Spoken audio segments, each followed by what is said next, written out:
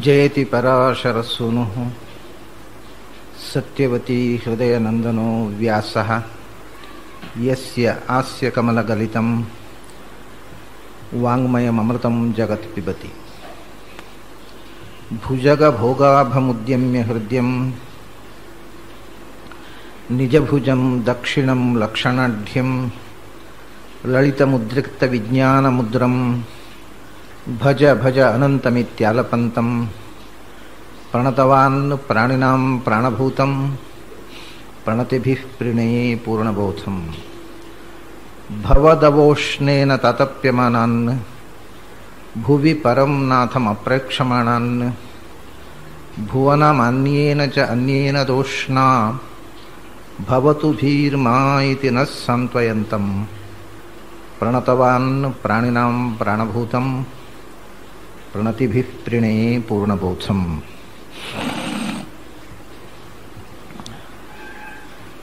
ನನ್ನ ಅಧ್ಯಾತ್ಮ ಬಂಧುಗಳೇ, ನಿನ್ನೆ ಒಂದು ಅಪೂರ್ವವಾದ ಸ್ತೋತ್ರವನ್ನು ನಾವು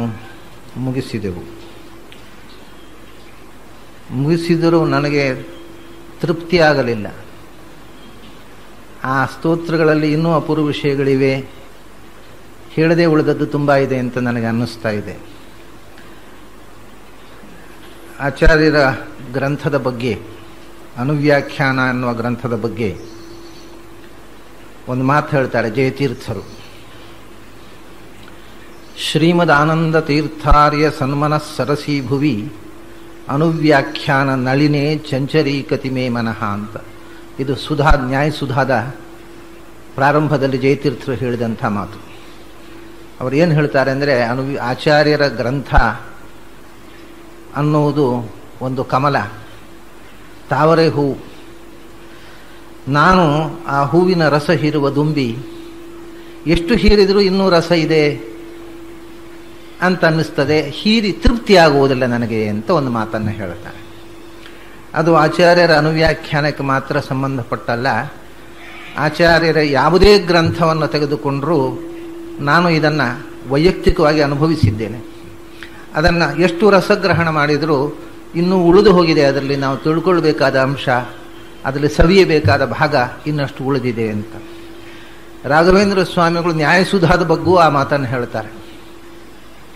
ಪ್ರತಿವಾಕ್ಯಂ ಪ್ರತಿಪದಂ ಅನೇಕಾಕೂತ ಗರ್ಭಿತ ಪ್ರತಿಭಾತಿ ಸುಧಾ ಅಥಾಪಿ ಗ್ರಂಥಾಲ್ಪತ್ವಾಯ ನೋಚ್ಯತೆ ಅಂತ.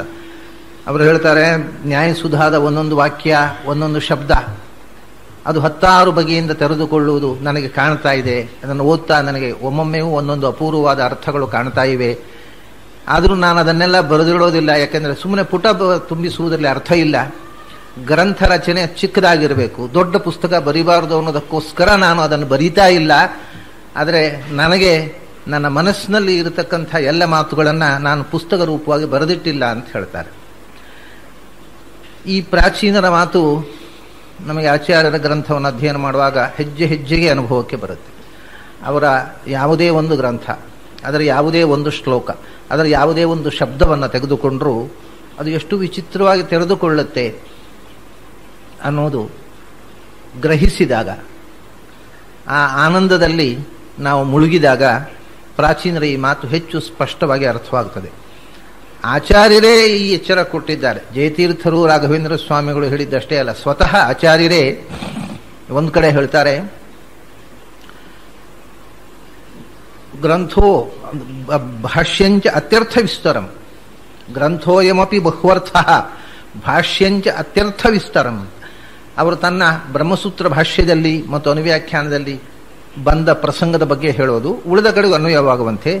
ಈ ಅನುವ್ಯಾಖ್ಯಾನ ಬಹ್ವರ್ಥ ಅಂತ ನೀವು ತಿಳ್ಕೊಂಡಷ್ಟೇ ಅರ್ಥ ಅಲ್ಲ, ಅದು ತುಂಬಾ ಅರ್ಥಗಳನ್ನು ನಾನು ಅದರಲ್ಲಿ ತುಂಬಿದ್ದೇನೆ. ಭಾಷ್ಯಂಚ, ಬ್ರಹ್ಮಸೂತ್ರ ಭಾಷ್ಯವೂ ಕೂಡ ಅತ್ಯರ್ಥ ವಿಸ್ತಾರ, ಅದರ ಅರ್ಥ ವಿಸ್ತಾರವನ್ನು ನೀವು ಊಹಿಸಲಾರಿರಿ. ಬಹುಜ್ಞ ಏವ ಜಾನಂತಿ ವಿಶೇಷೇಣ ಅರ್ಥಮೇತಯೋ, ತುಂಬ ತಿಳಿದವರಿಗೆ ಮಾತ್ರ ನಾನು ಇದರಲ್ಲಿ ಏನು ಅರ್ಥವಿಶೇಷಗಳನ್ನು ತುಂಬಿದ್ದೇನೆ ಅನ್ನೋದು ಸ್ವಲ್ಪ ತಿಳಿದೀತು ಅಂತ ಆಚಾರ್ಯರೇ ಹೇಳಿದ ಮಾತಿದೆ. ಬಹುಜ್ಞಾ, ಎಲ್ಲರಿಗೆ ತಿಳಿಯೋದಿಲ್ಲ, ತುಂಬ ತಿಳಿದವರಿಗೆ ಇದರ ಅರ್ಥ ವಿಸ್ತಾರ ಸ್ವಲ್ಪ ತಿಳಿದೀತು ಅಂತ. ತ್ರಿವಿಕ್ರಮ ಪಂಡಿತರು ಬ್ರಹ್ಮಸೂತ್ರ ಭಾಷ್ಯಕ್ಕೆ ಟೀಕೆ ಬರೀತಾ ಒಂದ್ ಕಡೆ ಹೇಳ್ತಾರೆ, ನಾನು ಆಚಾರ್ಯರು ಏನೇನು ಅರ್ಥಗಳನ್ನು ತುಂಬಿದ್ದಾರೆ ಅದನ್ನು ಪೂರ್ತಿ ನಾನು ಬರೆದಿಲ್ಲ ಟೀಕೆಯಲ್ಲಿ. ಸಹಸ್ರಾರ್ಥಸ್ಯ ಭಾಷ್ಯಸ್ಯ ಪ್ರಸನ್ನಾ ಸಂತು ಸಜ್ಜನ. ಯಾಕೆಂದರೆ ಅದು ಸಾವಿರಾರು ಅರ್ಥಗಳಿವೆ, ಅದಕ್ಕೆ ನಾನು ಏನು ಅಂತ ಬರೆಯುವುದು, ಎಷ್ಟು ಅಂತ ಬರೆಯುವುದು. ಆದ್ದರಿಂದ ನಾನು ಬರೆಯದೇ ಬಿಟ್ಟದ್ದಕ್ಕೋಸ್ಕರ ನನ್ನ ಮೇಲೆ ಕ್ಷಮೆ ಇರಲಿ ಅಂತ ಹೇಳ್ತಾರೆ ಅವರು. ನಾರಾಯಣ ಪಂಡಿತರು ಅಣುಭಾಷ್ಯ ಅಂತ ಪ್ರಸಿದ್ಧವಾಗಿರತಕ್ಕ ಸರ್ವಶಾಸ್ತ್ರಾರ್ಥ ಸಂಗ್ರಹದ ಬಗ್ಗೆ ಹೇಳುವಾಗ, ಅನಂತೋ ಅರ್ಥ ಪ್ರಕಟಿತ ತ್ವಯಾ ಅಣವು ಭಾಷ್ಯ ಸಂಗ್ರಹೆ. ಹೇಗೆ ವಾಮನನ ಚಿಕ್ಕ ಪಾದ 3 ಲೋಕಗಳನ್ನು ವ್ಯಾಪಿಸಿತೋ, ಹಾಗೆ ಆಚಾರ್ಯರ ಚಿಕ್ಕ ಗ್ರಂಥ ಸರ್ವಶಾಸ್ತ್ರಾರ್ಥ ಸಂಗ್ರಹ ಅದು ಅನಂತ ಅರ್ಥಗಳನ್ನು ವ್ಯಾಪಿಸಿದೆ ಅಂತ. ಹೀಗೆ ಆಚಾರ್ಯರ ಗ್ರಂಥದ ಬಗ್ಗೆ ಅವರ ಸಮಕಾಲೀನರು, ಅವರ ಅನಂತರದ ಆಚಾರ್ಯ ಪುರುಷರು ಎಲ್ಲರೂ ಅದು ನಮಗೆ ಎಟುಕದಷ್ಟು ಆಳವೂ ವಿಶಾಲವೂ ಆಗಿದೆ. ಎಷ್ಟು ಅರ್ಥವನ್ನು ತೆಗೆದರೂ ಇನ್ನಷ್ಟು ಅರ್ಥ ಉಳಿದು ಹೋಗಿದೆ ಅನ್ನಿಸುತ್ತೆ ಹೊರತು ಇದಕ್ಕೆ ಹೇಳಬೇಕಾದದ್ದು ಮುಗಿದು ಹೋಯಿತು ಅಂತ ಅನ್ನಿಸುವುದಿಲ್ಲ ಅಂತ ಹೇಳಿದ್ದಾರೆ. ಆ ಮಾತು ಅವರ ಈ ಸ್ತೋತ್ರಗಳಿಗೂ ಅನ್ವಯವಾಗುವಂಥದ್ದು. ನಿನ್ನೆ ನಾನು ಇದನ್ನು ವಿವರಣೆ ಮಾಡಿದ ಮೇಲೆ ಕೂಡ ಎಷ್ಟೋ ವಿವರಣೆ ಮಾಡಿದೆ, ಬಿಟ್ಟೆ, ಕೆಲವನ್ನು ಹೇಳಲೇ ಇಲ್ಲ ಅಂತ. ಯಾವಾಗಲೂ ಹೀಗೆ ಅನಿಸುತ್ತೆ ನನಗೆ. ಆಚಾರ್ಯ ಗ್ರಂಥದ ಬಗ್ಗೆ ಹೇಳಿದಾಗ ನಾನು ಹೇಳಿದ್ದು ಗಮ್ಯ ಆಯಿತು, ಹೇಳದೇ ಇದ್ದದ್ದೇ ಉಳಿದು ಹೋಯ್ತಲ್ಲ ಅಂತ ಒಮ್ಮೊಮ್ಮೆ ಅನಿಸುತ್ತೆ. ಒಮ್ಮೊಮ್ಮೆ ಹೇಳಬಾರದು ಇದನ್ನೆಲ್ಲ ಅನ್ನಿಸುತ್ತೆ. 2 ವಿಧವಾದ ಸಂಘರ್ಷವು ನನ್ನಲ್ಲಿರುತ್ತೆ. ಇದನ್ನೆಲ್ಲ ಹೇಳಬಾರದು, ಯಾಕೆ ಹೇಳಬೇಕು, ಯಾರಿಗಾಗಿ ಹೇಳಬೇಕು ಅಂತ ಒಮ್ಮೊಮ್ಮೆ ಅನಿಸುತ್ತೆ. ಒಮ್ಮೊಮ್ಮೆ ಹೇಳದೇ ಬಿಟ್ನಲ್ಲ, ಆಸಕ್ತಿ ಇದ್ದವರಿಗಾದರೂ ತಿಳಿದು ಹೋಗ್ತಿತ್ತು ಅನ್ನುವಂಥ ಚಡಪಡಿಕೆ ಆಗತ್ತೆ. ಈ ಒಂದು ಮಾತು ನಿನ್ನೆ ನಾನು ಹೇಳದೇ ಬಿಟ್ಟದ್ದು ನನಗೆ ಯಾಕೆ ಚಡಪಡಿಕೆ ಆಯಿತು ಅಂದರೆ, ನಮ್ಮ ಉಪನಿಷತ್ತಿಗೆ ಸಂಬಂಧಪಟ್ಟ ಮಾತದು. ಮಾಂಡೂಕ ಉಪನಿಷತ್ತನ್ನು ನಾವು ಬೆಳಿಗ್ಗೆ ಕೇಳ್ತಾ ಇದ್ದೇವೆ. ಅದರಲ್ಲಿ ಒಂದು ಮಾತು ಬಂದಿದೆ ಉಪನಿಷತ್ತಿನ, ಸಪ್ತಾಂಗ ಅಂತ. ಅವನಿಗೆ 7 ಅಂಗಗಳು ಅಂತ, ಅಂದರೆ 1 ಗಜಮುಖ ಮತ್ತು 4 ಕೈ 2 ಕಾಲು, ಒಟ್ಟಿಗೆ 7 ಅಂಗಗಳು ಅಂತ. ಹಾಗಾದರೆ ವಿಶ್ವಾದಿ ಓಂಕಾರ ವಾಚ್ಯವಾದ ಭಗವಂತನ ರೂಪಗಳಿಗೆ ಚತುರ್ಭುಜತ್ವವನ್ನು ಹೇಳಿದ್ದಾರೆ, ಆದರೆ ಅದರಲ್ಲಿ ಆಯುಧಗಳನ್ನು ಹೇಳಲಿಲ್ಲ. ಹಾಗಾದರೆ ಓಂಕಾರ ವಾಚ್ಯವಾದ 8 ರೂಪಗಳಿವೆಯಲ್ಲ, ವಿಶ್ವ, ತೈಜಸ, ಪ್ರಾಜ್ಞ, ತುರಿಯ, ಆತ್ಮ, ಅಂತರಾತ್ಮ, ಪರಮಾತ್ಮ, ಜ್ಞಾನಾತ್ಮ. ಅದೇ ನಾರಾಯಣ ಅಷ್ಟಾಕ್ಷರದ ಓಂ ನಮೋ ನಾರಾಯಣಾಯ ಅನ್ನತಕ್ಕಂಥ 8 ಅಕ್ಷರಗಳಿಂದಲೂ ವಾಚ್ಯವಾಗಿರತಕ್ಕಂಥದ್ದು. ಈ ಅಷ್ಟಾಕ್ಷರ ಪ್ರತಿಪಾದ್ಯವಾದ ಭಗವಂತನ ಅಷ್ಟಮೂರ್ತಿಗಳ ಆಯುಧ ಏನು ಅದನ್ನ ನಿನ್ನೆ ನಾನು ಆ ಶ್ಲೋಕವನ್ನು ಹೇಳಿದಾಗ ವಿವರಿಸಿರಲಿಲ್ಲ ನಿಮಗೆ. ಸ್ಪಷ್ಟವಾಗಿ ಹೇಳಿದ್ರು ಆಚಾರ್ಯರು, ಶಂಖಚಕ್ರಧರಂ ಒಂದೇ ವರಾಭಯ ಕರೋದ್ಯತಂ ಅಂತ. ಇದು ಓಂಕಾರ ವಾಚ್ಯವಾಗಿರತಕ್ಕಂಥ ವಿಶ್ವಾದಿ ರೂಪಗಳ ಕೈಯಲ್ಲಿ ಇರತಕ್ಕಂಥ ಆಯುಧ. 4 ಕೈಯಿಂದ ಉಪನಿಷತ್ತು ಹೇಳುತ್ತೆ, ಆಯುಧ ಏನು ಅಂತ ಹೇಳುವುದಿಲ್ಲ. ಅದನ್ನು ಆಚಾರ್ಯ ಹೇಳಿದ್ರು, ಶಂಖಚಕ್ರ ವರಾಭಯ. ಆಮೇಲೆ ನಾನು ರಾಮ, ಕೃಷ್ಣ ಮತ್ತು ವರಾಹ ರೂಪದ ಆಯುಧವನ್ನು ಇಲ್ಲಿ ಉಲ್ಲೇಖಗೊಂಡಿತು ಅಂತ ಹೇಳಿದೆ. 4 ಅಕ್ಷರಗಳ ಪ್ರತಿಪಾದ್ಯವಾಗಿರ್ತಕ್ಕಂಥದ್ದು ಕೃಷ್ಣ, ರಾಮ, ನರಸಿಂಹ ಮತ್ತು ವರಾಹ. ನರಸಿಂಹ ರೂಪದ ಉಲ್ಲೇಖವೂ ಆಗಿದೆ ಅಂತ ಹೇಳಿದೆ ನಾನು, ಅದನ್ನು ಹೇಳಿದ್ದೆ. ಅದು ಓಂಕಾರ ವಾಚ್ಯವಾದ ನರಸಿಂಹ ರೂಪಕ್ಕೆ ಸಂಬಂಧಪಟ್ಟು ಪ್ರತ್ಯೇಕ ಹೇಳಲಿಲ್ಲ ಅಷ್ಟೇ. ನರಸಿಂಹನಿಗೆ ಚಕ್ರಶಂಖಧರಂ ಒಂದೇ ಅಂತ ಹೇಳಿ, ಕೃಷ್ಣ ಮತ್ತು ವರಾಹರಿಗೆ ಚಕ್ರಶಂಖ ವರಾಭಯಗಳು, ರಾಮನಿಗೆ ವರಾಭಯ ಕರೋದ್ಯತಂ. ಅಂದರೆ ವರ ಅಂತಂದ್ರೆ ಶ್ರೇಷ್ಠವಾದ ಮುದ್ರೆ ಅಂತ ಅರ್ಥ, ಅದು ಜ್ಞಾನ ಮುದ್ರೆ. ಅಭಯ ಅಂದರೆ ರಾವಣನ ಭಯವನ್ನು ಪರಿಸಿರತಕ್ಕಂಥ ಬಾಣ, ಅದರಿಂದ ಜ್ಞಾನ ಮುದ್ರೆ ಮತ್ತು ಬಾಣವನ್ನು ಕೈಲಿ ಹಿಡಿದುಕೊಂಡಿರತಕ್ಕಂಥ ರಾಮರೂಪವನ್ನು ಕೂಡ ವರಾಭಯ ಕರೋದ್ಯತಂ ಅನ್ನೋ ಶಬ್ದದಿಂದ ಆಚಾರ್ಯರು ಹೇಳಿದ್ದಾರೆ. ಇನ್ನು ಅಷ್ಟಾಕ್ಷರದ ಅಸ್ತ್ರದೇವತೆಗಳು ಅಂತಿದ್ದಾರೆ. ಕ್ರುದ್ಧೋಲ್ಕ, ಮಹೋಲ್ಕ, ವೀರೋಲ್ಕ, ದ್ಯೂಲ್ಕ, ಸಹಸ್ರೋಲ್ಕ ಅಂತ ಭಗವಂತನ 5 ರೂಪಗಳಿವೆ.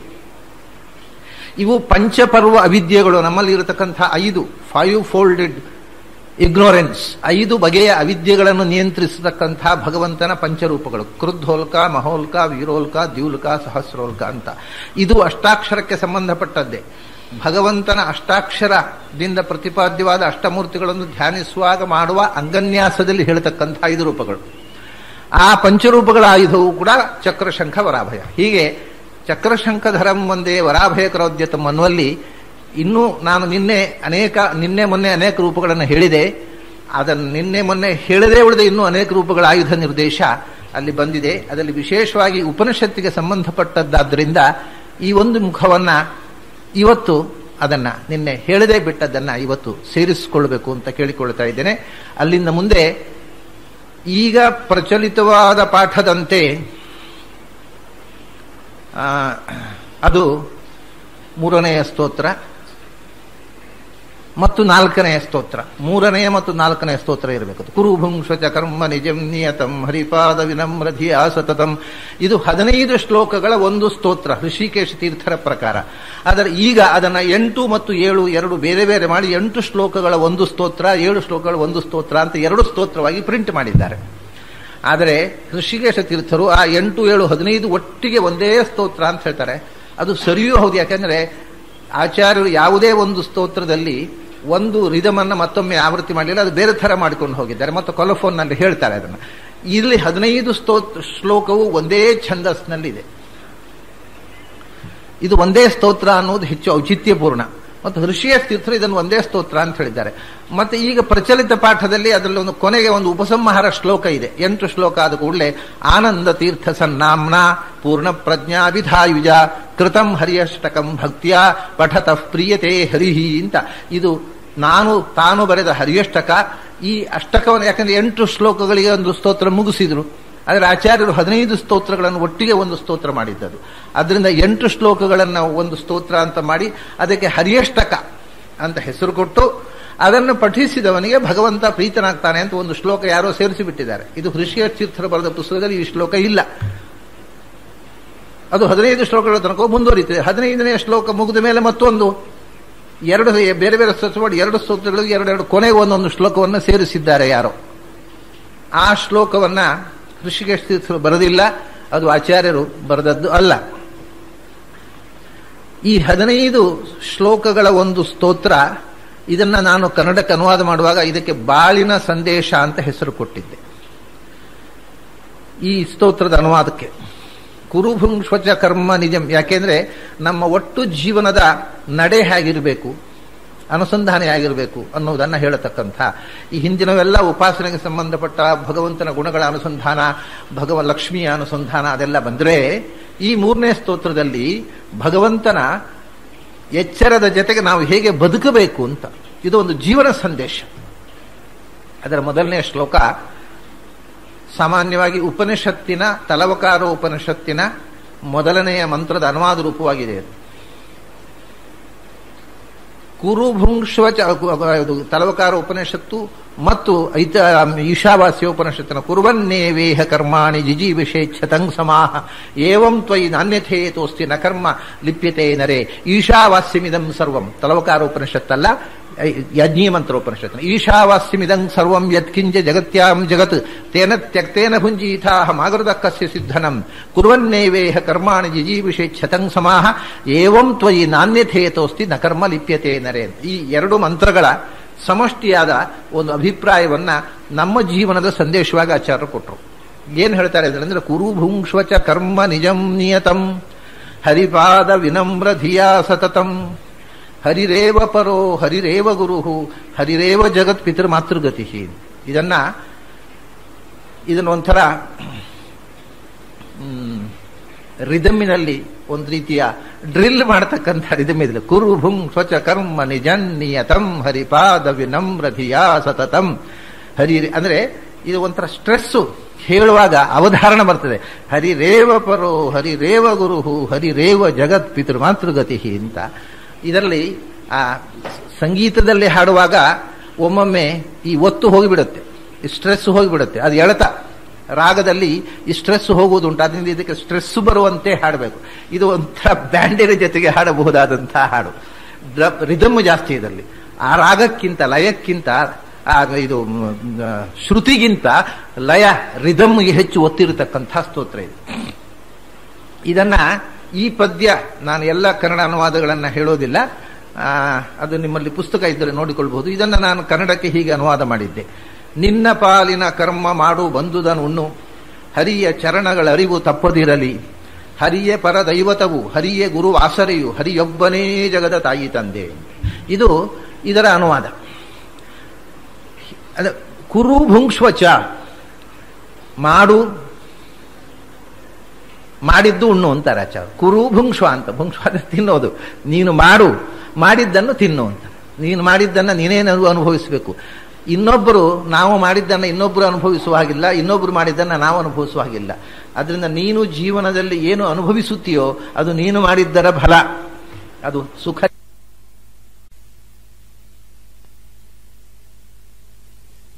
ಕರ್ಮವನ್ನು ಮಾಡು, ಅದರ ಫಲವನ್ನು ಅನುಭವಿಸು ಅಂತ. ಇದು ಹೀಗೆ ಹೇಳೋದಂದ್ರೆ ಇದು ಒಂಥರ ನೀನು ಮಾಡಿದ್ದು ತಿನ್ನು ಅಂತ ಶಾಪ ಹಾಕುವುದಲ್ಲ. ಇದರಲ್ಲೊಂದು ಮೆಸೇಜ್ ಇದೆ. ಕುರು, ಮೊದಲು ಮಾಡು.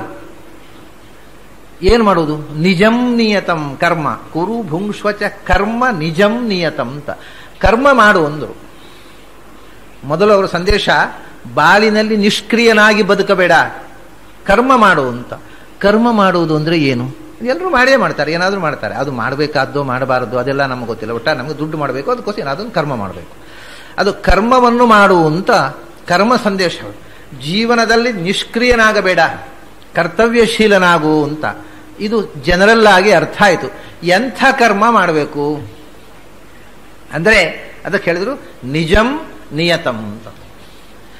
ಎರಡು ವಿಶೇಷಣ ಹಾಕಿದ್ರು. ನಿಜ ಕರ್ಮ ಅಂತಂದ್ರೆ ನಿನಗೆ ಯಾವುದು ಸಹಜವೋ ಆ ಕರ್ಮವನ್ನು ಮಾಡು, ನಿನಗೆ ಅಸಹಜವಾದ ಕರ್ಮವನ್ನು ಮಾಡಬೇಡ ಅಂತ. ಅದೇ ಸ್ವಭಾವ ಸಹಜವಾದ ಕರ್ಮ. ಸ್ವೇ ಸ್ವೇ ಕರ್ಮಣ್ಯಭಿರತಃ ಸಂಸಿದ್ಧಿಂ ಲಭತೆ ನರಹ ಅಂತ ಗೀತೆಯಲ್ಲಿ ಅವನವನ ಕರ್ಮದಲ್ಲಿ, ಅವನವನ ಕರ್ಮ ಅಂದ್ರೆ ನಿಜ ಕರ್ಮ, ನಿರತನಾದಾಗ ಅದರ ಸಿದ್ಧಿಯನ್ನು ಪಡೆಯುತ್ತಾನೆ ಅಂತ ಒಂದು ಕಡೆ ಹೇಳ್ತಾರೆ. ಆಮೇಲೆ ಸ್ವಕರ್ಮಣ ತಮಭ್ಯರ್ಚ್ಯ ಸಿದ್ಧಿಂ ವಿಂದತಿ ಮಾಮ, ಸ್ವಕರ್ಮ ಅಲ್ಲಿಯೂ ಸ್ವಕರ್ಮ ಅಂತಕ್ಕಂಥ ಶಬ್ದವನ್ನು ಮಾಡ್ತಾನೆ. ಆಮೇಲೆ ಸ್ವಧರ್ಮ ಪರಧರ್ಮ ಅನ್ನೋ ಮಾತು ಬರ್ತದೆ. ಶ್ರೇಯಾನ್ ಸ್ವಧರ್ಮೋ ವಿಗುಣ ಪರಧರ್ಮಾತ್ ಸ್ವನುಷ್ಠಿತಾತ್. ಸ್ವಧರ್ಮ ಅನ್ನೋದು ಅದು ನಿಕೃಷ್ಟವಾದರೂ ಅಡ್ಡಿ ಇಲ್ಲ, ಡಿಫೆಕ್ಟಿವ್ ಆದರೂ ತೊಂದರೆ ಇಲ್ಲ. ನಿನ್ನ ಸ್ವಧರ್ಮವನ್ನು ನೀನು ಮಾಡು. ಹೆಚ್ಚು ಗುಣಶಾಲಿಯಾಗಿದ್ರೂ ಪರಧರ್ಮವನ್ನು ಮಾಡಬೇಡ ಅಂತ. ಈ ಸ್ವಧರ್ಮ ಪರಧರ್ಮ ಅನ್ನುವಾಗ ತುಂಬಾ ಗೊಂದಲ ಆಗುತ್ತೆ. ಯಾವುದು ಸ್ವಧರ್ಮ, ಯಾವುದು ಪರಧರ್ಮ? ಆಗ ಸಾಮಾನ್ಯವಾಗಿ ಜನರು ಏನು ಹೇಳೋದು, ಅದು ಆಯಾಯ ಜಾತಿ ಧರ್ಮ ಉಂಟಲ್ಲ ಅದನ್ನು ಮಾಡಬೇಕು, ಬೇರೆ ಜಾತಿಯವರ ಧರ್ಮವನ್ನು ಇವರು ಮಾಡಬಾರ್ದು. ಯಾರ್ಯಾರು ಯಾವ್ಯಾವ ಜಾತಿಯಲ್ಲಿ ಹುಟ್ಟಿದ್ದಾರೆ ಅವರವರಿಗೆ ಆ ಜಾತಿಯ ಧರ್ಮ ಅಂತ ಒಂದುಂಟು, ಅದನ್ನು ಮಾಡಬೇಕು ಅಂತ ಸಾಮಾನ್ಯವಾಗಿ ಎಲ್ಲರೂ ಹೇಳತಕ್ಕಂಥ ಅರ್ಥ ಗೀತೆಗೆ. ಸ್ವಧರ್ಮ ಅಂದರೆ ಸ್ವಧರ್ಮೇ ನಿಧನಂ ಶ್ರೇಯ ಪರಧರ್ಮೋ ಭಯಾವಹ. ಬಹಳ ಕಡೆ ಸ್ವಧರ್ಮ ಸ್ವಕರ್ಮ ಅನ್ನೋ ಶಬ್ದವನ್ನ ಗೀತೆಯಲ್ಲಿ ಅನೇಕ ಕಡೆ ಕೃಷ್ಣ ಉಪಯೋಗಿಸುತ್ತಾನೆ. ಆದರೆ ಈ ಸ್ವಧರ್ಮ ಅಥವಾ ಸ್ವಕರ್ಮ ಅದನ್ನೇ ನಿಜ ಕರ್ಮ ಅಂತ ಹೇಳಿದ್ರು ಆಚಾರ್ಯರು. ಅದು ಏನು ಅನ್ನೋ ವಿಷಯದಲ್ಲಿ ಅನೇಕ ಸಂಸ್ಕೃತ ಸಂಪ್ರದಾಯವಾದಿಗಳಿಗೆ, ಸಂಸ್ಕೃತ ಪಂಡಿತರಿಗೆ ಕೂಡ ಸಂಪ್ರದಾಯದಿಂದಾಗಿ ಏನು ತಪ್ಪು ತಿಳುವಳಿಕೆ ತಲೆಯೊಳಗೆ ಕೂತು ಬಿಟ್ಟಿದೆ ಅದನ್ನು ಬಿಟ್ಟು ನಿಜವಾದ ಅರ್ಥವನ್ನು ಗ್ರಹಣ ಮಾಡದ ಸ್ಥಿತಿಯಲ್ಲಿ ಅವರು ಬೆಳೆದು ಬಿಟ್ಟಿದ್ದಾರೆ. ಹಾಗಾಗಿ ಹೇಳಿದರೂ ಅರ್ಥವಾಗದ ಸ್ಥಿತಿಯಲ್ಲಿ ಇರ್ತಾರೆ ಅವರು. ಅದಕ್ಕೆ ನಾನು ನಿನ್ನೆ ಹೇಳಿದ್ದು, ಪಂಡಿತರಾಗುವುದಕ್ಕಿಂತ ಪಂಡಿತರಾಗದೇ ಇರುವುದು ಒಂದು ದೃಷ್ಟಿಯಿಂದ ಒಳ್ಳೆಯದು ಅಂತ. ಯಾಕೆಂದರೆ ಸತ್ಯವನ್ನು ಹೇಳಿದರೆ ಗ್ರಹಣ ಮಾಡಲಿಕ್ಕಾದರೂ ಸಾಧ್ಯ ಆಗುತ್ತೆ. ಪಂಡಿತರಾಗಿ ಬಿಟ್ರೆ ಅವರು ಅಸತ್ಯವನ್ನು ಗ್ರಹಣ ಮಾಡಿಬಿಟ್ರೆ ಅದನ್ನು ವಾಕ್ಯಾರ್ಥವೇ ಮಾಡ್ತಾರೆ. ಆಮೇಲೆ ಅದನ್ನು ಸತ್ಯವನ್ನು ಹೇಳಿದರೂ ಒಪ್ಪಲಿಕ್ಕೆ ಮನಸ್ಸಿಗೆ ಒಪ್ಪುವುದಿಲ್ಲ. ಒಂದು ಸಂದರ್ಭದಲ್ಲಿ ಪಾಂಡಿತ್ಯ ಅನ್ನೋದು ಮನುಷ್ಯನಿಗೆ ಅಭಿಶಾಪ ಆಗಿಬಿಡುವುದುಂಟು. ಹಾಗೆ ಆಗದ ಜ್ಞಾನವನ್ನು ಕೊಡುವಂತ ನಾವು ದೇವರ ಹತ್ರ ಮೊದಲು ಪ್ರಾರ್ಥಿಸಿಕೊಳ್ಬೇಕು. ಪಾಂಡಿತ್ಯವೇ ನಮ್ಮ ಈಗೋ ಆಗಿ ಸತ್ಯವನ್ನು ಒಪ್ಪಲಾರದಂತಹ ಸ್ಥಿತಿಯಲ್ಲಿ ನಿಲ್ಲಿಸುವ ನಮ್ಮ ಅರಿವಿನ ಅಡ್ಡ ಗೋಡೆಯಾಗಿ ನಿಂತುಬಿಟ್ರೆ ಅಂಥ ಪಾಂಡಿತ್ಯ ಭಯಾನಕ. ಅದು ನಿಜ ಕರ್ಮ ಸ್ವಕರ್ಮ ಸ್ವಧರ್ಮ ಅಂತಂದ್ರೆ ಯಾವುದು ಅಂದ್ರೆ ಕೃಷ್ಣನೇ ಅದನ್ನು ಹೇಳ್ತಾನೆ. ಮಿಥ್ಯೈಷ ವ್ಯವಸಾಯಸ್ಥೆ ಸ್ವಭಾವಸ್ತು ಪ್ರವರ್ತತೆ ಪ್ರಕೃತಿಸ್ತ್ವಾಂ ನಿಯೋಕ್ಷ್ಯತಿ ಅಂತ ಎರಡು ಕಡೆ ಈ ಮಾತು ಹೇಳ್ತಾನೆ. ನಿನ್ನ ಸ್ವಭಾವವೇ ನಿನ್ನಿಂದ ಮಾಡಿಸುತ್ತೆ. ನೀನು ಮಾಡೋದಿಲ್ಲ ಅಂತ ಆರ್ಗ್ಯುಮೆಂಟ್ ಮಾಡುವುದು ಬಿಡುವುದು ಯಾವುದೂ ಉಪಯೋಗ ಇಲ್ಲ. ನೀನು ಏನೇ ಆರ್ಗ್ಯೂ ಮಾಡು, ನೀನು ಮಾಡುವುದು ನಿನ್ನ ಸ್ವಭಾವದಂತೆಯೇ. ಆರ್ಗ್ಯುಮೆಂಟ್ ಬೇರೆ, ಆರ್ಗ್ಯುಮೆಂಟು ಓದಿದ ಹಾಗೆ, ಮಾಡುವುದು ಸ್ವಭಾವದ ಹಾಗೆ, ಓದಿದ ಹಾಗಲ್ಲ. ಪ್ರಕೃತಿಸ್ತ್ವಾಂ ನಿಯೋಕ್ಷ್ಯತಿ. ಪ್ರತಿಯೊಬ್ಬನಿಗೂ ಅವನ ಒಂದು ಕ್ರಿಯೆಯ ಹಿಂದೆ 3 ಕಾರಣಗಳಿವೆ ಪ್ರಕೃತಿಯಿಂದ. ಅದನ್ನ ಕೃಷ್ಣ ಪ್ರಕೃತಿ ಅಂದರೆ ಎಲ್ಲವನ್ನೂ ಪ್ರಕೃಷ್ಟವಾಗಿ ಮಾಡತಕ್ಕಂಥ ಭಗವಂತನ ಇಚ್ಛೆ. ಇವನು ಏನು ಮಾಡಬೇಕು ಅನ್ನೋದಕ್ಕೆ ಒಂದು ಭಗವಂತನ ಇಚ್ಛೆ ಇದೆ ಹಿಂದೆ. ಆ ಇಚ್ಛೆಗೆ ಸರಿಯಾಗಿ ನೀನು ಮಾಡುವ ಹೊರತು ನಿನ್ನ ಇಚ್ಛೆಗೆ ಸರಿಯಾಗಿ ನೀನು ಮಾಡುವುದೇ ಅಲ್ಲ. ಅಂದ ಪ್ರಕೃತಿ ಹಿಂದೆ ಭಗವಂತನ ಇಚ್ಛೆ ನಿನ್ನನ್ನು ನಿಯಂತ್ರಿಸ್ತಾ ಇದೆ. ನಿನ್ನ ಇಚ್ಛೆಯನ್ನ ನೀನು ನಿನ್ನ ಇಚ್ಛೆಯಂತೆ ಏನನ್ನೂ ಮಾಡಲಾರೆ. ಪ್ರಕೃತಿ ಅದನ್ನೇ ಪ್ರಕೃತಿ ವಾಸನಾ ಮಹಾಮಾಯೇತಿ ಅವಿದ್ಯೇತಿ ನೇತಿರ್ಮೋಹಿನೀತಿ ಚ ಪ್ರಕೃತಿ ವಾಸನಾ ಇತ್ಯೇವಂ ತವೇಚ್ಛಾ ಅನಂತ ಕಥ್ಯತೆ. ಈ ಶ್ಲೋಕವನ್ನು ನಾನು 2-3 ಬಾರಿ ಈ ಹಿಂದೆ ಉಲ್ಲೇಖಿಸಿದ್ದೆ. ಉಪನಿಷತ್ತಿನ ಮಾಯಾ ಅನ್ನೋ ಶಬ್ದವನ್ನು ಅರ್ಥ ಹೇಳುವಾಗ ಪ್ರಕೃತಿ ಅಂದರೂ ಮಾಯಾ ಅಂದರೂ ಭಗವಂತನ ಇಚ್ಛೆ. ಹಾಗಾಗಿ ಪ್ರತಿಯೊಂದು ಕರ್ಮದ ಹಿಂದೆ ಅಲ್ಲಿ ಒಂದು ಇಚ್ಛೆ, ನಮ್ಮ ಇಚ್ಛೆಯನ್ನು ಮೀರಿ ನಾವು ಹೇಗೆ ಮಾಡಬೇಕು ಅನ್ನೋದು ಒಂದು ನಿಯತಿ ಇದೆ. ಭಗವಂತನ ಇಚ್ಛೆ, ಅದಕ್ಕೆ ಪ್ರಕೃತಿ ಅಂತಾರೆ. ಅದರಿಂದ ನೀನು ಏನು ಮಾಡಬೇಕು ಅನ್ನೋದು ನಿನಗೆ ಸಂದದ್ದಲ್ಲ, ಅದು ಭಗವಂತನ ಇಚ್ಛೆಗೆ ಸಂದದ್ದು. ಅವನು ಹೇಗೆ ಮಾಡಬೇಕು ಅಂತ ಬಯಸಿದ ಹಾಗೆ ನೀನು ಮಾಡ್ತಿ. You are an instrument, you are mere tool. ನೀನು ಡಾಕ್ಟರ್ ಕೈಯಲ್ಲಿ ಇರತಕ್ಕಂಥ ಇನ್ಸ್ಟ್ರೂಮೆಂಟ್ ಆಪರೇಷನ್ ಮಾಡುವಾಗ, ಪೇರ್ ಆಫ್ ಸೀಸರ್ಸ್ ಮತ್ತು ನೈಫ್ ಇದ್ದಾಗೆ. ನೈಫಿಗೆ ಯಾವ ರೀತಿ ಆಪರೇಷನ್ ಮಾಡಬೇಕು ಅನ್ನೋದು ಅದರ ಕೈಯಲ್ಲಿಲ್ಲ, ಅದು ಡಾಕ್ಟರ್ ಹೇಗೆ ಮಾಡಿದ್ರು ಹಾಗೆ ಕಟ್ ಮಾಡೋದು ಅಷ್ಟೇ. ನೀನು ಇನ್ಸ್ಟ್ರೂಮೆಂಟ್, ನಿಮಿತ್ತ ಮಾತ್ರಂ ಭವಸವ್ಯ ಸಾಚ್ಯನ್. ವಿಧಿಯ ಕೈಯ ಒಂದು ಆಯುಧ ನೀನು, ಇನ್ಸ್ಟ್ರೂಮೆಂಟು ನೀನು. ಆದ್ದರಿಂದ ಭಗವಂತ ಹೇಗೆ ಇಚ್ಛಿಸಿದ ಹಾಗೆ ನಡೆಯುವುದು ನಿಜ ಕರ್ಮ. ಇದು ಒಂದು ನಿಜ ಕರ್ಮದ ಡೆಫಿನೇಷನ್. ಅದು ಸಹಜ. ಭಗವಂತನ ಇಚ್ಛೆಗೆ ವಿರುದ್ಧವಾಗಿ ನಡೆಯಲಿಕ್ಕೆ ಬರುತ್ತಾ? ಅಸಹಜ ಕರ್ಮ ಅಂದ್ರೆ ಏನು ಅಂದ್ರೆ ಅದು ಬೇರೆ ವಿಷಯ. ಅದು ಒಂದು ನಿಜ ಡೆಫಿನೇಷನ್. ಮುಂದೆ ಇನ್ನೂ ಬೇರೆ ಕನ್ಸಿಡರೇಷನ್ಸ್ ಇದೆ. ಮತ್ತೊಂದು ಪ್ರಕೃತಿ ಅಂತಂದ್ರೆ ಈ ಜಗತ್ತಿನ ಸೃಷ್ಟಿಗೆ ಕಾರಣವಾಗಿರತಕ್ಕಂಥ ಪ್ರಕೃತಿ, ಮೂಲ ಪ್ರಕೃತಿ ಮಾಯೆ. ಆ ಮಾಯೆ ನಿನ್ನನ್ನು ಆವರಿಸಿದೆ. ನೀನು ಆ ಮಾಯೆಯ ಒಳಗೆ, ಮಾಯೆಗೆ ಬದ್ಧನಾಗಿಯೇ ನಿನ್ನ ಕ್ರಿಯೆಗಳನ್ನು ಮಾಡುವುದು. ಅದಕ್ಕೆ ಅನುಗುಣವಾಗಿಯೇ ನೀನು ಮಾಡ್ತಾ ಇರ್ತಿ. ಎರಡನೇ ಕನ್ಸಿಡರೇಷನ್, ಆಗ ಭಗವಂತನ ಇಚ್ಛೆ ಏನು ಅಂತ ನಮಗೆ ಗೊತ್ತಾಗದೆ ಹೋಗುತ್ತೆ. ಆದರೆ ಭಗವಂತ ಇಚ್ಛಿಸಿದ ಹಾಗೆ ನಾವು ಮಾಡಬೇಕು. ಆದರೆ ಭಗವಂತ ಇವನು ಹೀಗೆ ಮಾಡುವುದು ಒಳ್ಳೆಯದು.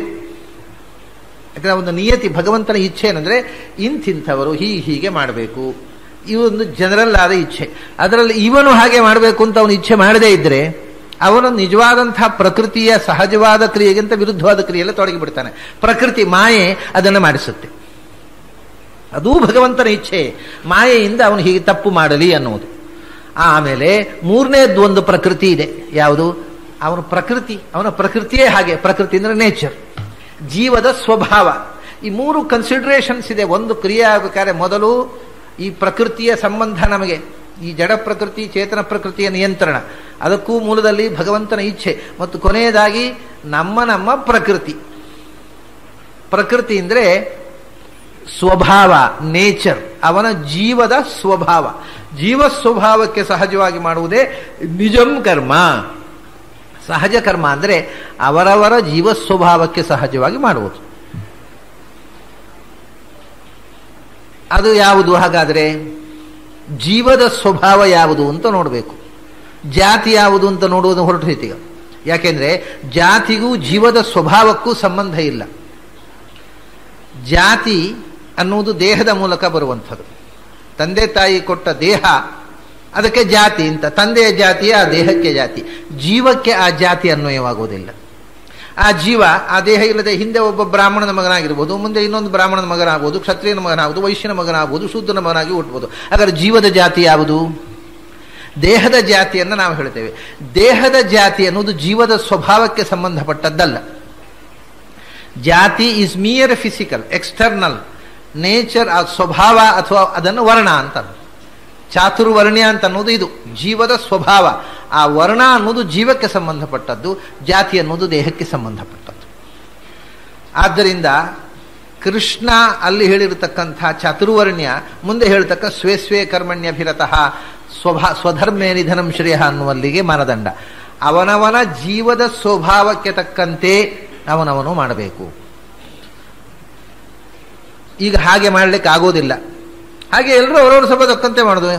ಯಾರು ಅಲ್ಲ ಅಂತ ಹೇಳಿದ್ರು ನಿಜವಾಗಿ ಹಾಗೆ ಮಾಡ್ಲಿಕ್ಕೆ ಆಗೋದಿಲ್ಲ. ಇದಕ್ಕೊಂದು ತೊಂದರೆ ಇದೆ. ಈಗ ಉದಾಹರಣೆಗೆ ಒಂದು ಸಾಮಾನ್ಯ ಲೋಕದ ದೃಷ್ಟಾಂತ ನೋಡೋಣ. ಜೀವ ಸ್ವಭಾವ, ಸಾಧನೆ, ಈ ಎಲ್ಲ ಮಾತು ಹೈಯರ್ ಲೆವೆಲ್ನಲ್ಲಿ ಇರತಕ್ಕಂಥದ್ದನ್ನು ಬಿಟ್ಟುಬಿಟ್ಟು ಸಾಮಾನ್ಯ ಲೋಕದ ನಡೆ ನೋಡೋಣ. ಒಬ್ಬ ಹುಡುಗನಿಗೆ ಒಂದು ಸ್ವಭಾವ ಇದೆ. ಏನು? ಅವನಿಗೆ ಚಿಕ್ಕಂದಿನಲ್ಲಿ ಮಕ್ಕಳ ಸ್ವಭಾವವನ್ನು ಗುರುತಿಸ್ತಾರೆ. ಅಂದರೆ ಅವನ ನಿಜವಾದ ಸಹಜವಾದ ಟೇಸ್ಟ್, ಇನ್ಸ್ಟಿಂಕ್ಟ್ ಆಗಿರತಕ್ಕಂಥ ಅವನ ಅಭಿರುಚಿ ಏನು ಅಂತ. ಆ ಹುಡುಗನಿಗೆ ಒಂದು ಸ್ವಭಾವ ಇರುತ್ತೆ. ಏನು? ಒಳ್ಳೆ ಏನು ಹಾಡಿದ್ರು ಆ ರಾಗವನ್ನು ಪಿಕಪ್ ಮಾಡ್ಕೊಂಡು ಹಾಡ್ತಾನೆ. ರಾಗದ ಹೆಸರು ಗೊತ್ತಿಲ್ಲ, ತಾಳೋ ಗೊತ್ತಿಲ್ಲ, ಆದರೆ ರಾಗ ಶ್ರುತಿ ತಪ್ಪದೆ ತಾಳ ತಪ್ಪದೆ ಯಾವ ರಾಗ ಕೊಟ್ಟರು ಹಾಡ್ತಾನೆ. ಬಾಲಮುರಳಿ ತನ್ನ 5ನೇ ವರ್ಷದಲ್ಲಿ ಸಂಗೀತ ಕಚೇರಿ ಮಾಡಿದ್ದರು. ಅದು ಏನು ಅದರ ಅರ್ಥ? ಸಂಗೀತ ಆ ಜೀವದ ಸ್ವಭಾವ. ಇದು ಒಂದು ಎಕ್ಸಾಂಪಲ್ ಹೇಳ್ತಾನೆ. ಸಂಗೀತ ಆ ಜೀವದ ಸ್ವಭಾವ, ಅದು ಸಹಜ ಸ್ವಭಾವ. ಅದು ಕೇಳಿದ ತಕ್ಷಣ ಗ್ರಹಣ ಮಾಡಿತು. ಹಾಗೆಯೇ ಇನ್ನೊಬ್ಬ ಹುಡುಗ 5 ವರ್ಷದವ ಹಾಡು ಅಂದರೆ ಹಾಡ್ಲಿಕ್ಕೆ ಬರೋದಿಲ್ಲ. 5 ಅಲ್ಲ 50 ವರ್ಷ ಆದರೂ ಹಾಡ್ಲಿಕ್ಕೆ ಬಾರದೇ ಇರ್ಬೋದು. ಅದು ಆ ಜೀವದ ಸ್ವಭಾವ ಅಲ್ಲ. ನಾವೇನು ಮಾಡ್ತೇವೆ, ನಮ್ಮ ಮಕ್ಕಳು ಮನೆಯಲ್ಲಿ ಹಾಡ್ತಾರೆ ಅಥವಾ ಚಿತ್ರ ಬಿಡಿಸ್ತಾರೆ. ಆಗ ನಾವೇನು ಹೇಳ್ತೇವೆ, ಶಾಲೆಯ ಪಾಠ ಓದೋದು ಬಿಟ್ಟು ಚಿತ್ರ ಬಿಡಿಸ್ತೀಯ, ಹಾಡ್ತೀಯ, ಬೈತೇವೆ. ಅದರ ಸಹಜ ಸ್ವಭಾವವನ್ನು ಬೆಳೆಯದಂತೆ ಕರ್ಬು ಮಾಡಿ ಅದಕ್ಕೆ ಯಾವುದು ಇಷ್ಟ ಅಲ್ಲವೋ ಅದನ್ನೇ ಕಲಿಸ್ತೇವೆ. ಇದು ಆದ್ದರಿಂದ ನಿನಗೆ ಯಾವುದು ಸಹಜವೋ, ನಿನ್ನ ಸ್ವಭಾವಕ್ಕೆ ಒಗ್ಗುವ ಕರ್ಮ ಯಾವುದೋ ಅದನ್ನು ಮಾಡುವಂತ ಆಚಾರ್ಯ ಹೇಳಿದರು.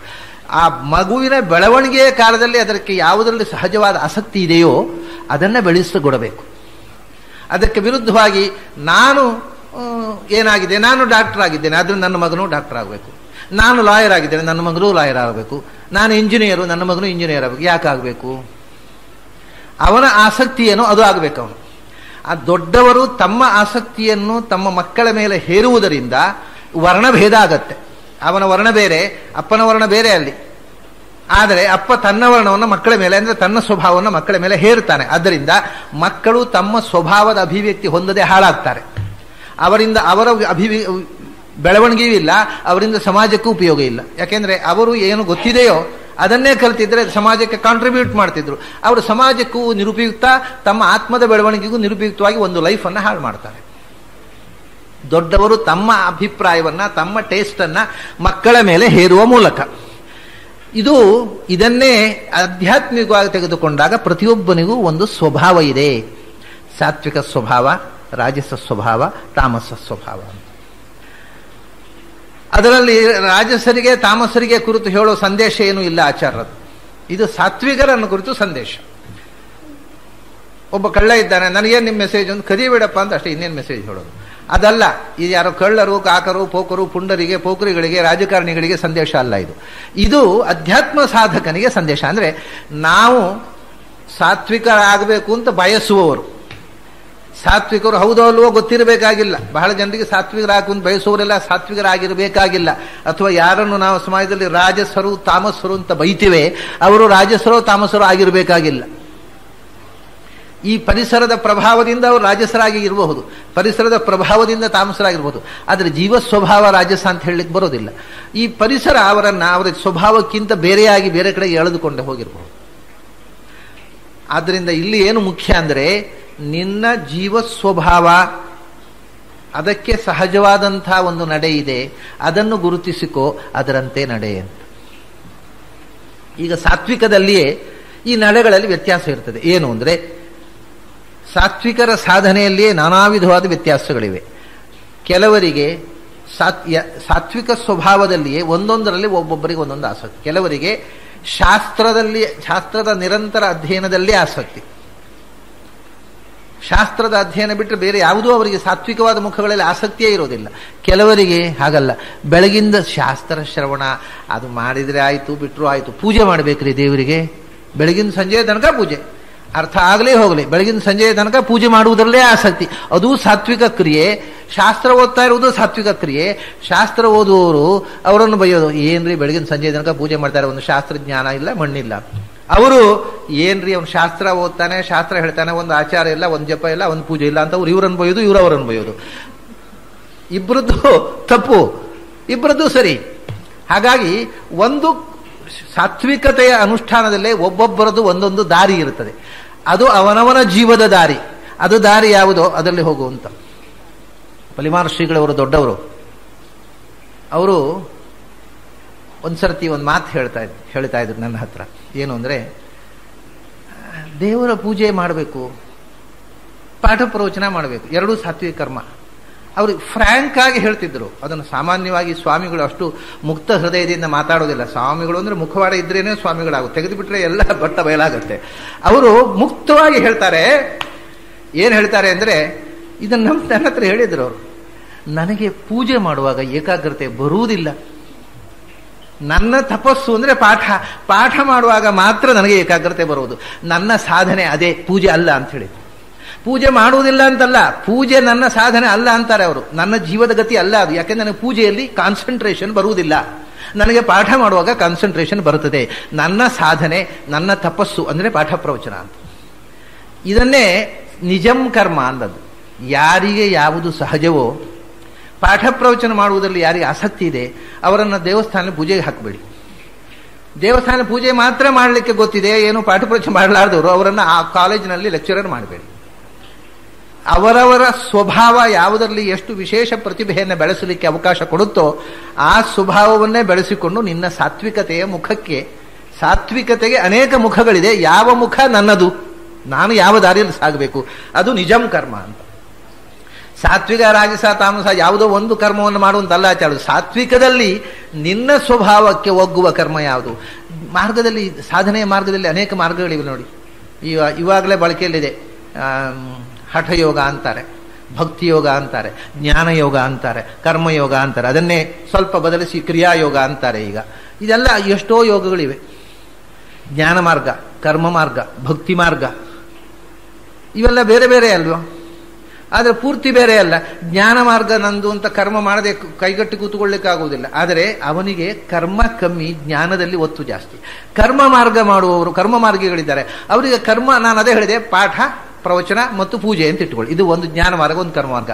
ಪೂಜೆ ಮಾಡುವವರಿಗೆ ಜ್ಞಾನ ಇಲ್ಲದೆ ಪೂಜೆ ಮಾಡಿ ಏನಾದ್ರು ಉಪಯೋಗ ಉಂಟು? ಪಾಠ ಪ್ರವಚನ ಮಾಡುವವರು ನಿಷ್ಕ್ರಿಯರಾಗಿ ಪಾಠ ಪ್ರವಚನ ಮಾಡಿದ್ರೆ ಏನಾದ್ರು ಉಪಯೋಗ ಉಂಟು? ಹಾಗಾದರೆ ಪಾಠ ಪ್ರವಚನ ಮಾಡುವವರಿಗೂ ಕರ್ಮ ಇದೆ. ಇದು ಯಾವುದು ಒಂದಕ್ಕೊಂದು ಭಿನ್ನವಾದ ಯೋಗಗಳಲ್ಲ. ಆದರೆ ಯಾವುದು ಅವನ ಸ್ವಭಾವದಲ್ಲಿ ಹೆಚ್ಚು ಒತ್ತೋ ಅದನ್ನು ಅವರು ಜ್ಞಾನಯೋಗಿಗಳು. ಅಂದರೆ ಅವರಿಗೆ ಪರಿಮಾಣ ಸ್ವಾಮಿಗಳು, ಅವರಿಗೆ ಕರ್ಮಯೋಗದಲ್ಲಿ ಅಷ್ಟು ಒತ್ತಿಲ್ಲ. ಪೂಜೆ ಅನುಷ್ಠಾನ ಅದು ಎಷ್ಟು ಮಾಡಬೇಕೋ ನಿಯತವಾಗಿ ಅಷ್ಟು ಮಾಡೋದು.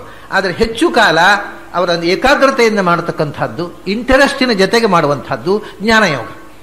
ಕೆಲವರಿಗೆ ಪಾಠ ಪ್ರವಚನದಲ್ಲಿ ಆಸಕ್ತಿ ಇಲ್ಲದೆ ಇರಬಹುದು, ಪೂಜೆಯಲ್ಲೂ ಆಸಕ್ತಿ ಇಲ್ಲದೆ ಇರಬಹುದು. ಮತ್ತೆ ಅವರು ಅಂತರಂಗದಲ್ಲಿ ಧ್ಯಾನ ಮಾಡ್ತಾ ಕೂತ್ಬಿಡ್ತಾರೆ. ಅಂತರ್ಮುಖತೆಯೇ ಅವರ ಸ್ವಭಾವ ಇರಬಹುದು. ಅವರು ಹೊರಗಿನಿಂದ ದೇವಸ್ಥಾನಕ್ಕೆ ಕೂತು ಅಥವಾ ದೇವಾಲಯದಲ್ಲಿ ಕೂತು ದೇವರ ಕೋಣೆಯಲ್ಲಿ ಕೂತು ತಾಸುಗಟ್ಟಲೆ ಪೂಜೆಯೂ ಮಾಡುವುದಿಲ್ಲ, ಪುಸ್ತಕ ಹಿಡ್ಕೊಂಡು ಪಾಠ ಪ್ರವಚನವೂ ಮಾಡುವುದಿಲ್ಲ. ಆದರೆ ಒಳಗಿನಿಂದ ನಿರಂತರ ಧ್ಯಾನ ನಡೀತಾ ಇರ್ತದೆ. ಇದು ಒಂದು ಸ್ವಭಾವ. ಆ ಒಳಗಿನಿಂದ ಬೆಳೆಯಲಿಲ್ಲ, ಪಾಠ ಪ್ರವಚನ ಆಗಲಿಲ್ಲ, ದೇವರ ಎದುರು ಕೂತು ಪೂಜೆ ಮಾಡ್ತಾ ಬೆಳಗಿನ ಸಂಜೆ ತನಕ ಬಹುವಿಧವಾದ ಅನುಷ್ಠಾನ, ಪೂಜೆ ಪುನಸ್ಕಾರ, ಪಾರಾಯಣ ಮಾಡ್ತಾ ಇರಬಹುದು. ಅದು ಇನ್ನೊಂದು ಸ್ವಭಾವ. ಅವರಿಗೆ ಅರ್ಥ ಆಗಲಿ ಆಗದೇ ಇರಲಿ, ಪಾರಾಯಣ ಮಾಡ್ತಾ ಆ ಸ್ತೋತ್ರಗಳನ್ನು ಓದ್ತಾ ದೇವರ ಎದುರು ಕೂಡುವುದರಲ್ಲಿ ಆಗುವ ಆನಂದ ಪಾಠ ಪ್ರವಚನದಲ್ಲಿ ಆಗುವುದಿಲ್ಲ. ಆದರೆ ಅದನ್ನೇ ಮಾಡಿ ಅಂತ ಹೇಳಬೇಕು. ಚೇಚೆ ಅದೆಲ್ಲ ಉಪಯೋಗ ಇಲ್ಲ. ನೀವು ಉಪನ್ಯಾಸಕ್ಕೆ ಪಾಠ ಪ್ರವಚನ ಮಾಡಿ, ಪಾಠ ಅವರಿಗೆ ಯಾವುದರಲ್ಲಿ ಸಹಜವಾದ ರತಿ ಇದೆ ಅಂತ. ಕೆಲವರಿಗೆ ನಿರಂತರ ಪಾರಾಯಣ ಮಾಡ್ತಾ ಸ್ತೋತ್ರ ಮಾಡ್ತಾ ವಿಧ ವಿಧವಾಗಿ ದೇವರನ್ನು ಅಲಂಕಾರ ಮಾಡೋದು, ಬಗೆ ಬಗೆಯ ಹೂಗಳು, ತುಳಸಿ, ಅದನ್ನು ಯಾವ್ಯಾವ ರೀತಿ ಇಟ್ಟು ಅಲಂಕಾರ ಮಾಡಿ ಅದನ್ನು ಚಂದ ನೋಡಿ ಸಂತೋಷ ಪಡ್ತಾರೆ. ಅವರಿಗೆ ಪಾಠ ಪ್ರವಚನಕ್ಕೆ ಬನ್ನಿ ಅಂದರೆ ನನ್ನ ಪೂಜೆಗೆ ತೊಂದರೆ ಆಗುತ್ತೆ ಸ್ವಾಮಿ, ಪಾಠ ಕೇಳಿದರೆ ಒಳ್ಳೇದು, ಅದೇ ಮಾಡಿ. ಕೆಲವರಿಗೆ ಪೂಜೆ ಮಾಡ್ತಾ ಕೂತು ಏನು ಉಪಯೋಗ ಸ್ವಾಮಿ, ವಿಷಯ ತಿಳ್ಕೋಬೇಕು ಅಂತ ಪಾಠ ಪ್ರವಚನ, ಒಳ್ಳೆಯದು, ಇದೇ ಮಾಡಿ. ಯಾಕಂದ್ರೆ ಆ ಜೀವದ ಗತಿ ಏನು ಅನ್ನೋದು ಅಲ್ಲಿ ಮುಖ್ಯ. ಎಲ್ಲರೂ ಎಲ್ಲವನ್ನೂ ಮಾಡಬೇಕಾಗಿಲ್ಲ, ಎಲ್ಲರೂ ಎಲ್ಲವನ್ನು ಮಾಡಲಿಕ್ಕೂ ಬರುವುದಿಲ್ಲ. ಅದಕ್ಕೋಸ್ಕರ ಆಚಾರ್ಯ ಹೇಳಿದ್ರು ಒಂದು ಜೀವದ ಹಾಗೆ ಇನ್ನೊಂದು ಜೀವ ಇಲ್ಲ ಅಂತ. ಸಾತ್ವಿಕರಲ್ಲಿ ಕೂಡ ಒಬ್ಬೊಬ್ಬರ ಸಾಧನೆ ಒಂದೊಂದು ತರ. ಯಾರಿಗೆ ಯಾವುದರಲ್ಲಿ ಆಸಕ್ತಿಯೋ ಅವರು ಆ ದಾರಿಯಲ್ಲಿ ಬೆಳ್ಕೊಂಡು ಹೋಗಬೇಕು. ಇದನ್ನೇ ನಿಜ ಕರ್ಮ, ನಿನಗೆ ಸಹಜವಾದ ಕರ್ಮ ಯಾವುದು ಸಾತ್ವಿಕ ಮಾರ್ಗದಲ್ಲಿ ಅದನ್ನು ಅನುಷ್ಠಾನ ಮಾಡು. ಯಾವುದು ಆಸಕ್ತಿ, ನಿನಗೆ ಆಸಕ್ತಿ ಯಾವುದರಲ್ಲಿ ಅದನ್ನು ಮಾಡು ಅಂದರು. ಹಿಂದೆ ಪ್ರಾಚೀನ ಬರ್ಹಿ ಅಂತ ಒಬ್ಬ ರಾಜ ಇದ್ದ ಪುರಾಣ ಕಾಲದಲ್ಲಿ. ಅವನಿಗೆ ಆಸಕ್ತಿ ಏನು ಅಂದರೆ, ಅವನು ಇಡೀ ಜೀವನದಲ್ಲಿ ಮಾಡಿದ್ದೇನು ಗೊತ್ತೋ, ಅವನು ಪುರಾಣ ಕಾಲದ ರಾಜ, ಇಡೀ ಭಾರತವನ್ನು ಆಳಿದಂಥ ಚಕ್ರವರ್ತಿ ಅವನು ಪುರಾಣದ ಪ್ರಕಾರ. ಅವನು ಮಾಡಿದ್ದೇನು ಅಂದರೆ, ಅವನ ರಾಜ್ಯದಲ್ಲಿ ಅವನ ಆಡಳಿತ ಕಾಲದಲ್ಲಿ ಯಾರೂ ಮಾಡದಷ್ಟು ಯಜ್ಞ ಮಾಡಬೇಕು ಅಂತ ಅವನೊಂದು ಆಸಕ್ತಿ. ಅದನ್ನೇ ಮಾಡಿದ್ದವನು, ರಾಜ್ಯಭಾರ ಮಾಡಿದ್ದ. ಅದರ ಜೊತೆಗೆ ಅವನಿಗೆ ಆಸಕ್ತಿ ಯಜ್ಞಯಾಗ. ಅವನಿಗೆ ಪ್ರಾಚೀನ ಬರ್ಹಿ ಅಂತ ಹೆಸರು ಬಂದದ್ದೇ ಅದಕ್ಕೆ ಅಂತ. ಎಲ್ಲಿ ನೋಡಿದ್ರು ಯಜ್ಞಕ್ಕೋಸ್ಕರ, ಬರ್ಹಿ ಅಂದರೆ ದರ್ಭೆ, ಯಜ್ಞಕ್ಕೋಸ್ಕರ ಹಾಸಿದ ದರ್ಭೆ, ಎಲ್ಲಿ ನೋಡಿದ್ರು ದರ್ಭೆ ಇದೆಯನ್ನು ಅದು ನಮ್ಮ ಮಹಾರಾಜ ಯಾಗ ಮಾಡಿದ್ದ ಅಂತ. ಎಲ್ಲಿ ನೋಡಿದ್ರು ಮಹಾರಾಜ ಮಾಡಿದ ಈ ದರ್ಭೆ ರಾಶಿಯೇ ಕಾಣುವಷ್ಟು ಯಜ್ಞ ಯಾಗಗಳನ್ನು ಮಾಡಿದ. ಆದ್ದರಿಂದ ಅವನಿಗೆ ಪ್ರಾಚೀನ ಬರ್ಹಿ ಅಂತ ಹೆಸರು ಬಂತು ಅಂತ. ಅವನಿಗೆ ಅದರಲ್ಲೇ ಆಸಕ್ತಿ. ರಾಜ್ಯದ ಆಡಳಿತದ ಜೊತೆಗೆ ಯಜ್ಞಯಾಗಗಳನ್ನು ಮಾಡಿದ. ದೇಶಾದ್ಯಂತ ಅವನ ರಾಜ್ಯದಲ್ಲಿ ಎಲ್ಲ ಕಡೆ ಯಜ್ಞಯಾಗಗಳನ್ನು ಮಾಡಿದಂತೆ. ಇದು ಸ್ವಭಾವ ಅನ್ನೋದು. ಈಗ ನಾವು ಪಾಂಡವರನ್ನೇ ತಗೊಂಡ್ರೆ, ಧರ್ಮರಾಜನೂ ಸಾತ್ವಿಕ, ಭೀಮಸೇನನೂ ಸಾತ್ವಿಕ, ಅರ್ಜುನನೂ ಸಾತ್ವಿಕ, ನಕುಲ ಸಹದೇವರು ಸಾತ್ವಿಕರು. ಅವರ ಸ್ವಭಾವ ಒಬ್ಬರಂತೆ ಒಬ್ಬರದಿರಲಿಲ್ಲ. ಧರ್ಮರಾಜನಿಗೆ ಈ ರಾಜ್ಯದಲ್ಲಿ ಆಸಕ್ತಿಯೇ ಇಲ್ಲ. ರಾಜ್ಯ ಬೇಡ, ಯುದ್ಧ ಬೇಡ, ಕಾಡಿಗೆ ಹೋಗಿ ತಪಸ್ಸು ಮಾಡೋಣ ಅಂತಿದ್ದಾಮ.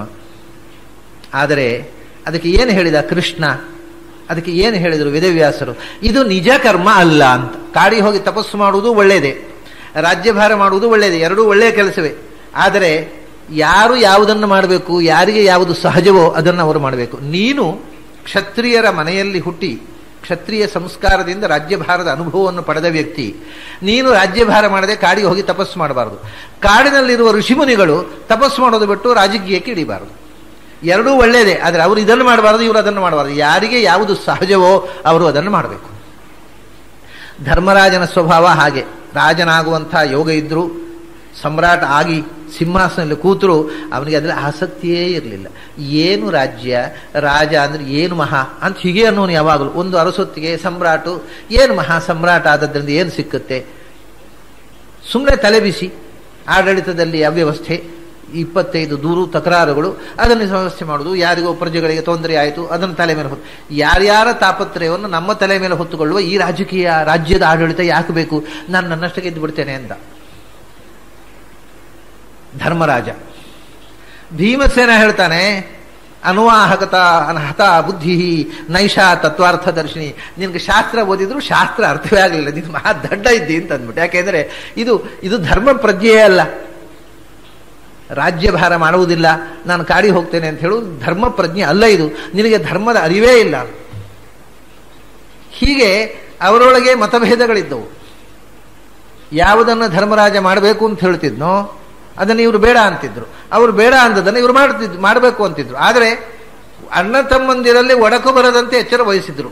ಬಟ್ ಅವರು ಒಳಗಿನ ಅಂತರಂಗದ ಅಭಿಪ್ರಾಯದಲ್ಲಿ ತುಂಬ ವ್ಯತ್ಯಾಸಗಳಿದ್ದವು. ಎಲ್ಲರೂ ಸಾತ್ವಿಕರೇ, ಅಂದರೆ ಸಾತ್ವಿಕತೆಯ ಪ್ರಮಾಣದಲ್ಲಿ ವ್ಯತ್ಯಾಸ. ಭೀಮಸೇನ ಧರ್ಮರಾಜನದ್ದು ಬಹಳ ಸಂಕೋಚ ಪ್ರವೃತ್ತಿ. ತಪ್ಪು ಮಾಡಿದ್ರು ಒಬ್ಬರು, ಅವರು ದೊಡ್ಡವರು, ಅವ್ರಿಗೆ ನೋವಾಗತ್ತೆ, ಯಾಕೆ ಹೇಳೋದು ಬೇಡ. ಇನ್ನೊಬ್ಬರು ತಪ್ಪು ಮಾಡಿದಾಗ ಅದು ತಪ್ಪು ಅಂತ ಹೇಳ್ತಿರ್ಲಿಲ್ಲ ಅವನು, ಯಾಕೆಂದ್ರೆ ಅವರು ತುಂಬ ನೋವಾಗತ್ತೆ ಮನಸ್ಸಿಗೆ, ಅವ್ರು ಯಾಕೆ ಮನಸ್ಸು ನೋಯಿಸುವುದು, ಬೇಡ. ಭೀಮಸೇನ ನಿಷ್ಠುರವಾಗಿ ಮುಖಕ್ಕೆ ಹೋಗದೆ ಹೇಳುವನು, ನೀವು ಇದು ಮಾಡಿ ತಪ್ಪು ಅಂತ. ಅವು ಹಿಂದಿನಿಂದ ಅಲ್ಲ, ಎದುರು ಬಂದು ಹೇಳು, ನೀವು ಹೀಗೆ ಮಾಡಿದ್ರಿ ಅಲ್ವಾ, ಅದು ತಪ್ಪು. ದೊಡ್ಡವರ ಹತ್ರವೂ ಸರಿಯೇ, ಸಣ್ಣವರು ಸರಿಯೇ, ಇದು ಎರಡೂ ಸರಿ ಇದೆ. ಇದಕ್ಕಾದರೆ ಇವನಲ್ಲಿ ಧಾರ್ಮಿಕತೆಯ ಜೊತೆಗೆ ಒಂದು ಸಂಕೋಚ, ದಾಕ್ಷಿಣ್ಯ ಇತ್ತು. ಭೀಮಸೇನಲ್ಲಿ ಧಾರ್ಮಿಕತೆಯ ಜೊತೆಗೆ ನಿಷ್ಠುರತೆ ಇತ್ತು. ಅದು ಎಲ್ಲಿ ತನಕಾಯಿತು ಅಂತಂದ್ರೆ ಭೀಮಸೇನ ಬಗ್ಗೆ ಆಕ್ಷೇಪ ಬಂತು. ಅವನು ಈ ಥರ ಎಲ್ಲ ನಿಷ್ಠುರವಾಗುವುದು ಅಂದ್ರೆ ಏನು, ಚೂರು ದಯ ದಾಕ್ಷಿಣ್ಯ ಇಲ್ಲ, ಧರ್ಮದ ಹೆಸರಿನಲ್ಲಿ ಎಷ್ಟು ಮನುಷ್ಯ ನಿರ್ದಯನಾಗಬಹುದೋ ಅನ್ನುವ ಪ್ರಶ್ನೆ ಬಂತು. ಧೃತರಾಷ್ಟ್ರನನ್ನು ಹಂಗಿಸಿದ. ಈ ಮುದುಕನಿಗೆ ಇನ್ನೂ ಬುದ್ಧಿ ಇಲ್ಲ, 100 ಜನ ಮಕ್ಕಳು ನನ್ನ ತೋಳಿ ಸಿಕ್ಕಿ ಸತ್ರು, ಈ ಮುದುಕನಿಗೆ ಇನ್ನೂ ಬುದ್ಧಿ ಬರಲಿಲ್ಲ ಅಂತ ಹೇಳ್ತಾನೆ. ಧೃತರಾಷ್ಟ್ರ ಕೇಳುವ ಹಾಗೆ ಒಮ್ಮೆ ಭೀಮಸೇನ. ಆವಾಗ ಅದು ವಿದುರನ ಹತ್ರ ಧೃತರಾಷ್ಟ್ರ ಹೇಳ್ತಾನೆ, ಏನಪ್ಪ ಹಿರಿಯರಿಗೆ ಹೀಗೆ ಮಾತಾಡಬಹುದಾ? ನಾನು ಏನಿದ್ರು ದೊಡ್ಡಪ್ಪ, ನನಗೂ ಹೀಗೆ ಕೇಳುವಂಗೆ ಹೇಳಿಬಿಟ್ಟ ಭೀಮಸೇನ, ತುಂಬ ನೋವಾಯಿತು ನನಗೆ ಅಂತ ವಿದುರನ ಹತ್ರ ಧೃತರಾಷ್ಟ್ರ ನೋವು ತೋಡಿಕೊಳ್ತಾನೆ. ಹಿರಿಯರಿಗೆ ಹಾಗೆ ಮಾತಾಡಬಾರ್ದು. ಒಂದು ದೃಷ್ಟಿಯಿಂದ ನಮಗೆ ಈಗ ಧರ್ಮರಾಜ ಕರೆಕ್ಟು ಅಂತ ಕಾಣುತ್ತೆ, ಹಿರಿಯರಿಗೆ ಹಾಗೆ ಮಾತಾಡಬಾರದು. ಭೀಮಸೇನ ಮಾತಾಡ್ತಾನೆ, ನಮಗೆ ಯಾರು ಐಡಿಯಲ್ ಆಗಬೇಕು ಅನ್ನೋದು ಕನ್ಫ್ಯೂಷನ್ ಆಗಿದೆ, ಈಗ ಧರ್ಮರಾಜನೋ ಭೀಮಸೇನನೋ ಅಂತ. ವಿದುರನ ಹತ್ರ ಹೇಳ್ತಾನೆ, ಏನಪ್ಪ ನನ್ನ ಮಗ, ನಾನು ದೊಡ್ಡಪ್ಪ, ನನಗೆ ಇಂಥ ಮಾತಾಡಿಬಿಟ್ಟ ಅಂತ. ವಿದುರ ಕರೆಕ್ಟು ಅಂತ, ಅವನು ಹೇಳಿದ್ದು ಕರೆಕ್ಟ್, ಅದು ನಿನಗೆ ಅಂಥ ಮಾತು ಆಡಲೇಬೇಕಿತ್ತು, ಆದ್ರಿಂದ ಆಡಿದ ಅಂತಾನೆ. ಎಲ್ಲ ದೊಡ್ಡಪ್ಪನಿಗೂ ಎಲ್ಲ ಮಕ್ಕಳು ಹಾಗೆ ಆಡಬೇಕು ಅಂತಲ್ಲ, ನಿನಗೆ ಅಂಥ ಆ ಮಾತು ಆಡಲೇಬೇಕಾದ ರೀತಿಯಲ್ಲಿ ನೀನು ನಡ್ಕೊಂಡಿ, ಆದ್ರಿಂದ ಆ ಮಾತಾಡಿದ. ಶುದ್ಧೇ ಭಾಗವತೇ ಧರ್ಮೇ ನಿರತೋ ಯದ್ ಬೃಕೋದರ. ಅವನದ್ದು ಶುದ್ಧ ಧರ್ಮ, ಅನ್ಯಾಯದ ಜೊತೆಗೆ ಕಾಂಪ್ರಮೈಸ್ ಇಲ್ಲ, ಆದ್ರಿಂದ ಹೇಳಿದ. ಯಾಕೆ ಹೇಳಿದ ಅಂದರೆ, ಇಲ್ಲದಿದ್ದರೆ ನೀನು ಯಾವಾಗ ಹೋಗಬೇಕಿತ್ತು? ಇವಾಗ ಶತಮಾನೋತ್ಸವ ಆಗಿ ಆಮೇಲೆ ಮತ್ತೆ 10-20 ವರ್ಷ ಕಳೆಯಿತು. ಆದರೆ ನಿನಗೆ ವೈರಾಗ್ಯ ಬಂತ? ನಿನ್ನ ಮಕ್ಕಳು 100 ಜನ ಸತ್ರು, ನಿನಗೆ ವೈರಾಗ್ಯ ಬಂತ? ಮತ್ತು ಅರಮನೆಯಲ್ಲಿ ಕೂತು ಇವತ್ತು ಮಧ್ಯಾಹ್ನದ ಅಡುಗೆ ಏನು ಅಂತ ಕೇಳ್ತಾ ಕೂತಿದ್ಯಲ್ಲ, ಭಕ್ಷ್ಯ ಭೋಜ್ಯಗಳು ಇವತ್ತು ಏನು ಸ್ವೀಟು, ಇವತ್ತೇನು ಖಾರ ತಿಂಡಿ, ಇವತ್ತೇನು ಅಡುಗೆ ಅಂತ ಕೇಳ್ತಾ ಕೂತಿದ್ಯಲ್ಲ, ನಿನಗಲ್ಲದೆ ಇನ್ನು ಯಾರಿಗೆ ಮಾತಾಡಬೇಕು? ಮಕ್ಕಳು ಹೇಳಿದ ಮೇಲ ಅಂದ್ರೆ ಭೀಮಸೇನನಿಗೆ ಉದ್ದೇಶ ಇದ್ದದ್ದೇನು? ಧೃತರಾಷ್ಟ್ರನನ್ನ ಅವಮಾನಗೊಳಿಸುವುದಲ್ಲ. ಧೃತರಾಷ್ಟ್ರನ ಇನ್ಸಲ್ಟ್ ಮಾಡಬೇಕು ಅಂತ ಹೇಳಿದ್ರೆ ಅದು ಅಧರ್ಮ ಆಯಿತು. ಧೃತರಾಷ್ಟ್ರನಿಗೆ ಮನಸ್ಸು ಪರಿವರ್ತನೆಯಾಗಿ ಇನ್ನಾದರೂ ಅವನು ವೈರಾಗ್ಯದಲ್ಲಿ ಮುಂದುವರಿಯಲಿ ಅನ್ನೋ ಉದ್ದೇಶದಿಂದ ಹೇಳಿದರೆ ಅದು ಧರ್ಮ ಆಯಿತು. ಹಾಗೆ ಈ ಧರ್ಮದ ಬಗೆಗೆ ಧರ್ಮದ ಒಂದು ಕಾನ್ಸೆಪ್ಟ್ನಲ್ಲೇ ಭಿನ್ನ ಭಿನ್ನವಾಗಿದೆ. ಒಬ್ಬರ ಧರ್ಮ ಇನ್ನೊಬ್ಬರ ಧರ್ಮ ಅಲ್ಲ. ನಿಷ್ಠುರವಾಗಿ ಮಾತಾಡೋರು ಅದು ನಾನು ಹಾಗೆ ನನ್ನ ಸ್ವಭಾವ ನಾನೇನು ಮಾಡಲಿ ಅಂತಾರೆ. ದಾಕ್ಷಿಣ್ಯ ಸ್ವಭಾವದವರು ಏನ್ರಿ ಹಾಗೆಲ್ಲ ಮಾತಾಡೋದ, ಸ್ವಲ್ಪ ಸಮಾಧಾನವಾಗಿ ಮಾತಾಡಿದ್ರೆ ಏನು, ಇನ್ನೊಬ್ಬರ ಮುಖಕ್ಕೆ ಹೋಗದ ಹಾಗೆ ಮಾತಾಡೋದು ಏನು, ಅದು ಅವರ ಸ್ವಭಾವ, ಇದು ಇವರ ಸ್ವಭಾವ. ಎರಡೂ ತಪ್ಪಲ್ಲ. ಸ್ಪಷ್ಟವಾಗಿ ಆಡುವುದು ತಪ್ಪಲ್ಲ, ಇನ್ನೊಬ್ಬರ ಮೇಲೆ ಗೌರವದಿಂದ ಮಾತನ್ನ ಮೈಲ್ಡಾಗಿ ಆಡುವುದು ತಪ್ಪಲ್ಲ. ಅದು ಅವರವರ ಸ್ವಭಾವಕ್ಕೆ ಸಂಬಂಧಪಟ್ಟದ್ದು. ಅದು ಧರ್ಮದ ಎರಡು ಮುಖಗಳು. ಅದನ್ನೇ ಹೇಳಿದ್ರು ನಿಜಂ ಕರ್ಮ ಅಂದರೆ ಅವರವರ ಸ್ವಭಾವಕ್ಕೆ ಅನುಗುಣವಾದ ರೀತಿಯಲ್ಲಿ ನೀನು ನಿನ್ನ ಧರ್ಮದ ನಡೆಯನ್ನು ರೂಪಿಸಿಕೋ, ಆ ರೀತಿ ಕರ್ಮವನ್ನು ಮಾಡು. ಆಮೇಲೆ ಅದು ನಿಯತಂ ಕರ್ಮ, ಆ ಸಹಜ ಕರ್ಮದಲ್ಲಿ ಕೂಡ ಯಾವ ಕರ್ಮ ನಿನಗೆ ನಿಯತ, ಸಹಜವಾದ ಕರ್ಮದಲ್ಲಿಯೂ ಕೂಡ ಎರಡು ಬಗೆ ಇದೆ. ಯಾದ್ರೆ ಕೆಟ್ಟ ಕರ್ಮವೂ ಸಹಜವಾಗಿರಬಹುದು. ನಮಗೆ ನಮ್ಮ ಪ್ರಕೃತಿಗೆ ಸಹಜ ಅದು ಮಾಡಬಾರದ್ದನ್ನು ಮಾಡುವುದು, ಮಾಡಬೇಕಾದ್ದನ್ನು ಮಾತ್ರ ಮಾಡು ಅಂತ ಹೇಳಿದಾಗ ಯಾವುದು ನಿನ್ನ ಸ್ವಭಾವ ಸಹಜವೋ, ನನ್ನ ಸ್ವಭಾವ ಸುಳ್ಳು ಹೇಳೋದು, ಹಾಗಾದ್ರೆ ಮಾಡಬಾರದನ್ನು ಮಾಡ್ಬೋದು ಅಂತ ಆಯ್ತಲ್ಲ. ನಿನ್ನ ಸಹಜವಾದ ಕರ್ಮವನ್ನು ಮಾಡು ಅಂದ್ರೆ ನನಗೆ ಸುಳ್ಳು ಹೇಳೋದು ಸಹಜ ಸ್ವಭಾವ. ಹಾಗಾದ್ರೆ ಏನು ಮಾಡಬೇಕು ನಾನು? ಅದರಲ್ಲಿ ನಿನಗೆ ಯಾವುದು ಸಹಜವಾಗಿ ಒಗ್ಗುತ್ತೋ ಅದರಲ್ಲಿ ನಿನಗೆ ಯಾವುದು ನಿಯತವೋ ಅದನ್ನು ಮಾಡುವುದು. ನಿಯತ ಅಂದ್ರೆ ನಿನಗೆ ಅದು ವಿಧಿವಿಹಿತವಾದದ್ದು, ನೀನು ಮಾಡಲೇಬೇಕಾದ್ದು ಕರ್ತವ್ಯ ಕರ್ಮ, ಅದು ನಿಯತವಾದದ್ದನ್ನು ಮಾಡು. ಯಾವುದು ನಿನಗೆ ವಿಹಿತ ಅಲ್ಲವೋ, ಅದು ನಿನಗೆ ಸ್ವಭಾವತಃ ಅದು ಸಹಜವಾಗಿ ಒಗ್ಗಿದ್ರೂ ಅದನ್ನು ಮಾಡಬೇಡ. ಹಾಗಾದರೆ ಯಾವುದು ಶಾಸ್ತ್ರ ವಿಹಿತವೋ, ಯಾವುದು ನಿನ್ನ ಸ್ವಭಾವಕ್ಕೆ ಅನುಗುಣವೋ ಅಂಥ ಕರ್ಮವನ್ನು ಮಾಡುವುದು. ಎರಡು, ಸ್ವಭಾವಕ್ಕೆ ಅನುಗುಣವಾಗಿ ಶಾಸ್ತ್ರವಿಹಿತವಾಗಿ ನಿನ್ನ ಬದುಕಿನ ನಡೆಯನ್ನು ರೂಪಿಸಿಕೊ ಅಂದರು. ಸ್ವಭಾವ ಶಾಸ್ತ್ರಕ್ಕೆ ವಿರುದ್ಧವಾಗಿದ್ದರೆ ಅದನ್ನು ನಿಗ್ರಹ ಮಾಡು. ಶಾಸ್ತ್ರ ಮತ್ತು ಸ್ವಭಾವ ಎರಡನ್ನು ಹೊಂದಿಸಿಕೊ. ನಿನ್ನ ಸಹಜವಾದ ನಡೆ ಅದು ಶಾಸ್ತ್ರಕ್ಕೆ ಅನುಗುಣವಾಗಿ ಹೇಗಿರಬೇಕು ಹಾಗೆ ಆ ನಡೆಯನ್ನು ರೂಪಿಸಿಕೊ. ಹೀಗೆ ಮಾಡ್ತಾ ಕರ್ಮಾನುಷ್ಠಾನದಿಂದ ಏನನ್ನು ಆ ಕರ್ಮದ ಫಲವಾಗಿ ಪಡೆದೆಯೋ, ಯಾವುದು ಅದರಿಂದ ನಿಯತವಾದ ನಿಜ ಸಹಜವಾದ ಫಲ ಇದೆ, ಎರಡು ಕನ್ವಯ. ನಿಜಂ ನಿಯತಂ, ಆ ಕರ್ಮದಿಂದ ಯಾವುದು ಸಹಜವಾಗಿ ನಿಯತವಾಗಿ ಫಲ ಸಿಗುತ್ತದೋ ಅದನ್ನು ಭುಂಕ್ಷ್ವ, ಅನುಭವಿಸು. ಅಂದರೆ ಕರ್ಮದಿಂದ ಏನು ಸಿಕ್ಕಿತು, ಸಿಕ್ಕಿದ್ದರ ಬಗ್ಗೆ ಈಗ ವಿರಕ್ತಿಗೆ ಒಂದು ಒಳ್ಳೆಯ ಡೆಫಿನಿಷನ್ ಕೊಟ್ಟರು ಆಚಾರ್ಯ. ವಿರಕ್ತಿ ಅಂತಂದ್ರೆ ಕೆಲವರಿಗೆ ಏನೂ ಬೇಡ, ಎಲ್ಲ ಬಿಟ್ಟು ಹೋಗೋದು ವಿರಕ್ತಿ ಅಲ್ಲ. ಮತ್ತೆ ಏನು ಬಂದರೂ ಅದನ್ನು ಅನುಭವಿಸುವುದು ವಿರಕ್ತಿ. ಸುಖ ಬಂದಾಗಲೂ ಸುಖವಾಗಿ ಅನುಭವಿಸುವುದು, ದುಃಖ ಬಂದಾಗಲೂ ಸುಖವಾಗಿ ಅನುಭವಿಸುವುದು, ಇದು ವಿರಕ್ತಿ. ಸುಖ ದುಃಖಗಳನ್ನು ಅನುಭವಿಸುವುದು ಹೊರತು ಪಲಾಯನ ಅಲ್ಲ. ಎಲ್ಲವನ್ನು ಬಿಟ್ಟು ಕಾಡಿಗೆ ಓಡುವುದು ವಿರಕ್ತಿ ಅಲ್ಲ. ಆಚಾರ್ಯ ಹೇಳ್ತಾರೆ ಭುಂಕ್ಷ್ವ ಅಂತ. ಅನುಭವಿಸು, ಜೀವನದಲ್ಲಿ ಏನು ಬಂತೋ ಅದನ್ನು ಅನುಭವಿಸು, ಓಡಬೇಡ, ಪಲಾಯನ ಮಾಡಬೇಡ. ಸುಖ ಬಂದಾಗ ಸಂತೋಷವಾಗಿ ಅನುಭವಿಸು, ದುಃಖ ಬಂದಾಗ ಪಲಾಯನ ಮಾಡಬೇಡ. ಅದು ಸುಖ ದುಃಖ ಅನಿವಾರ್ಯ, ಆದ್ದರಿಂದ ಎರಡನ್ನೂ ಕೂಡ ಅನುಭವಿಸು. ಇದು ಜೀವನದ ಸಂದೇಶ. ಕುರು ಭುಂಕ್ಷ್ವಚ ಕರ್ಮ ನಿಜಂ ನಿಯತಂ. ಹೌದು, ನೀವು ಹೇಳಿದ್ರೆ ನಮಗೆ ಸುಖ ಬಂದಾಗ ಖುಷಿ ಆಗತ್ತೆ, ಅನುಭವಿಸ್ತೇವೆ. ದುಃಖ ಬಂದಾಗ ಅನುಭವಿಸು ಅಂದ್ರೆ ಅನುಭವಿಸದೆ ಉಪಾಯಲ್ಲಿ ಅನುಭವಿಸ್ತೇವೆ, ಆದ್ರೆ ಖುಷಿ ಆಗೋದಿಲ್ಲಲ್ಲ. ಅಯ್ಯೋ ದುಃಖ ಬಂತಲ್ಲ ಅಂತ ಅನಿಸುತ್ತೋ ಇಲ್ವೋ, ಅದು ಸುಖದ ಹಾಗೆ ದುಃಖದಲ್ಲಿ ಖುಷಿ ಆಗೋದು ಹೇಗೆ? ಅದು ಖುಷಿಯಾಗಬೇಕಾದ್ರೆ ಒಂದು ಕಾನ್ಸೆಪ್ಟ್ ಇರ್ಬೇಕಂತ. ಹರಿ ಪಾದ ವಿನಮ್ರ ಧಿಯಾ ಸತತಂ. ಯಾವುದೇ ಕರ್ಮವನ್ನು ಮಾಡುವಾಗ ಮತ್ತು ಆ ಕರ್ಮದ ಫಲವನ್ನು ಅನುಭವಿಸುವಾಗ, ಕರ್ಮವನ್ನು ಮಾಡುವಾಗ ಹರಿಪಾದ ವಿನಮ್ರ ಧಿಯಾ, ಭಗವಂತನ ಪಾದದಲ್ಲಿ ನಮ್ರವಾದಂಥ ಬುದ್ಧಿ ಮನಸ್ಸು ಅಂದರೆ ಭಕ್ತಿ. ಭಗವಂತನ ಪಾದದಲ್ಲಿ ಭಕ್ತಿ ಇಟ್ಟು ಮಾಡು. ಅಂದರೆ ನಾನು ಏನು ಮಾಡ್ತೇನೆ ಅದು ಭಗವಂತನ ಪೂಜೆ ಅಂತ ತಿಳ್ಕೊಂಡು ಮಾಡು. ಮತ್ತು ಇದನ್ನು ಮಾಡಿಸುವವನು ನನ್ನ ಒಳಗೆ ಕೂತು ಮಾಡಿಸುವವನು ಕರ್ತ ಅವನೇ ಅಂತ ತಿಳಿದು ಮಾಡು. ನಾನು ಅನ್ನುವ ಅಹಂಕಾರವನ್ನು ತೊರೆದು ಮಾಡುವಂತ ಹರಿಪಾದದಲ್ಲಿ ವಿನಮ್ರವಾದ ಬುದ್ಧಿಯಿಂದ ಮಾಡುವಂದಾಗ ನಾನೇ ಮಾಡೋದು, ದೇವರೆಂತ ಮಾಡ್ತಾನೆ ಅಂತ ತಿಳ್ಕೋಬೇಡ. ಕರ್ತೃತ್ವದ ಅಹಂಕಾರವನ್ನು ಕಳೆದುಕೊಂಡು ಮಾಡು. ಆಮೇಲೆ ಫಲ ಬಂದಾಗ ಆಗಲು ಅದರಿಂದ ಸುಖವೋ ದುಃಖವೋ ಸಿರಿತನವೋ ಬಡತನವೋ ಏನೋ ಬಂದಾಗ ಹರಿಪಾದ ವಿನಮ್ರ ಧಿಯ ಅದನ್ನು ಅಷ್ಟೇ ಸ್ವಚ್ಛವಾದ ನಿರ್ವಿಕಾರತೆಯಿಂದ ಸ್ವೀಕರಿಸು. ಯಾಕೆಂದ್ರೆ ನಾನು ಮಾಡಿದೆ, ಇದು ನನ್ನ ಗಳಿಕೆ, ಅಲ್ಲಿ ನಾನು ಇಲ್ಲ, ಆ ಫಲದಲ್ಲಿಯೂ ಕೂಡ ಇದು ನನ್ನ ಫಲ, ನಾನು ಮಾಡಿ ಪಡೆದದ್ದು ಅಂತ ತಿಳ್ಕೋಬೇಡ. ಮತ್ತೆ ಫಲ ಕೊಟ್ಟವನು ಗೀತೆಯಲ್ಲಿ ಹೇಳಿದರಲ್ಲ, ಮಾ ಕರ್ಮ ಫಲ ಹೇತುರ್ಭೂಹು, ಕರ್ಮದ ಫಲಕ್ಕೆ ನೀನು ಕಾರಣ ಪುರುಷನಲ್ಲ, ಕರ್ಮ ಮಾಡೋದಷ್ಟೇ ನಿನ್ನ ಕೆಲಸ, ಕರ್ಮದ ಫಲ ಕೊಡುವವನು ಬೇರೆ ಇದ್ದಾನೆ, ಅದರ ಹೊಣೆಗಾರಿಕೆಯನ್ನು ನೀನು ನಿನ್ನ ಹೆಗಲ ಮೇಲೆ ಹೊತ್ತುಕೋಬೇಡ ಅಂತ ಅದನ್ನು ಹೇಳಿದವರು. ಫಲ ಕೊಡುವವನು ಭಗವಂತ, ಯಾವುದು ಕೊಡಬೇಕು, ಹೇಗೆ ಕೊಡಬೇಕು, ಯಾವಾಗ ಕೊಡಬೇಕು, ಎಷ್ಟು ಕೊಡಬೇಕು ಅನ್ನೋದು ಅವನಿಗೆ ಗೊತ್ತು. ಆದ್ದರಿಂದ ಅವನು ಏನು ಕೊಟ್ಟನೋ ಅದನ್ನು ಭಗವತ್ ಪ್ರಸಾದ ಅಂತ ಸ್ವೀಕರಿಸಿ ಬಿಡುತ್ತೇನೆ. ಮಕ್ಕಳು ತಂದೆ ತಾಯಿ ಕಹಿ ಕಷಾಯವನ್ನು ಕೊಟ್ಟರು ಅವುಗಳಿಗೆ ಇಷ್ಟ ಆಗೋದಿಲ್ಲ. ಬಹಳ ಕಹಿ ಇದೆ, ಕಾಲಮೇಘ, ಅದನ್ನು ಕುಡಿಬೇಕು ಅಂತ ಡ್ರಾಪ್ಸ್ ಹಾಕಿ ಕೊಡ್ತಾರೆ ನಮ್ಮಮ್ಮ, ಬಹಳ ಕೆಟ್ಟವರು ನಮ್ಮಮ್ಮ ಅಂತ ಮಕ್ಕಳು ತಮ್ಮ ತಾವೇ ಮಾತಾಡಿಕೊಳ್ತಾರೆ. ಆದರೆ ಆ ಕಾಲಮೇಘ ಆಮೇಲೆ ದೊಡ್ಡದಾದ ಮೇಲೆ ಆ ಮಗು ತನ್ನ ಮಗುವಿಗೆ ಅದನ್ನೇ ಕೊಡುತ್ತೆ. ಆ ತಾವು ತಗೊಳ್ಳುವಾಗ ತಾಯಿ ಮೇಲೆ ಸಿಟ್ಟು ಬರುತ್ತೆ ಅವುಗಳಿಗೆ. ಹಾಗೆ ಕಹಿ ಗುಳಿಗೆಯಂತೆ, ಕಹಿ ಔಷಧದಂತೆ ಜೀವನದಲ್ಲಿ ದುಃಖದ ಕಹಿ. ಅದನ್ನು ಯಾಕೆ ತಾಯಿ ಕಹಿ ಔಷಧ ಕೊಡ್ತಾಳೆ? ಮಗುವಿನ ಶ್ರೇಯಸ್ಸಿಗೋಸ್ಕರ. ಹಾಗೆಯೇ ನಾವು ಈ ದುಃಖವನ್ನು ಅನುಭವಿಸಿದ್ದರಿಂದ ಒಂದು ನಾವು ಮಾಡಿದ ಪಾತಕ ಇರೇಸ್ ಆಗಿ ಹೋಯ್ತಲ್ಲ, ಅಷ್ಟು ವಿ ಆರ್ ಸೇಫ್. ಅದನ್ನು ಮತ್ತೆ ಪೆಂಡಿಂಗ್ ಉಳಿದು ಇನ್ನಷ್ಟು ಅದನ್ನೇ ಕೊಳೆಯುವಂತಹದ್ದು ಒಂದು. ಮತ್ತೆ ಮನುಷ್ಯ ಆ ದುಃಖದಿಂದ ಅನುಭವ ಮಾಗಿದ. ಜೀವನದಲ್ಲಿ ಬರೀ ಸುಖವನ್ನೇ ಕಂಡವನು. ಬುದ್ಧನ ಕಥೆ ಹಾಗೆ ಅಲ್ವ, ಅವನ ಕೊನೆಗೆ ಏನಾಯಿತು?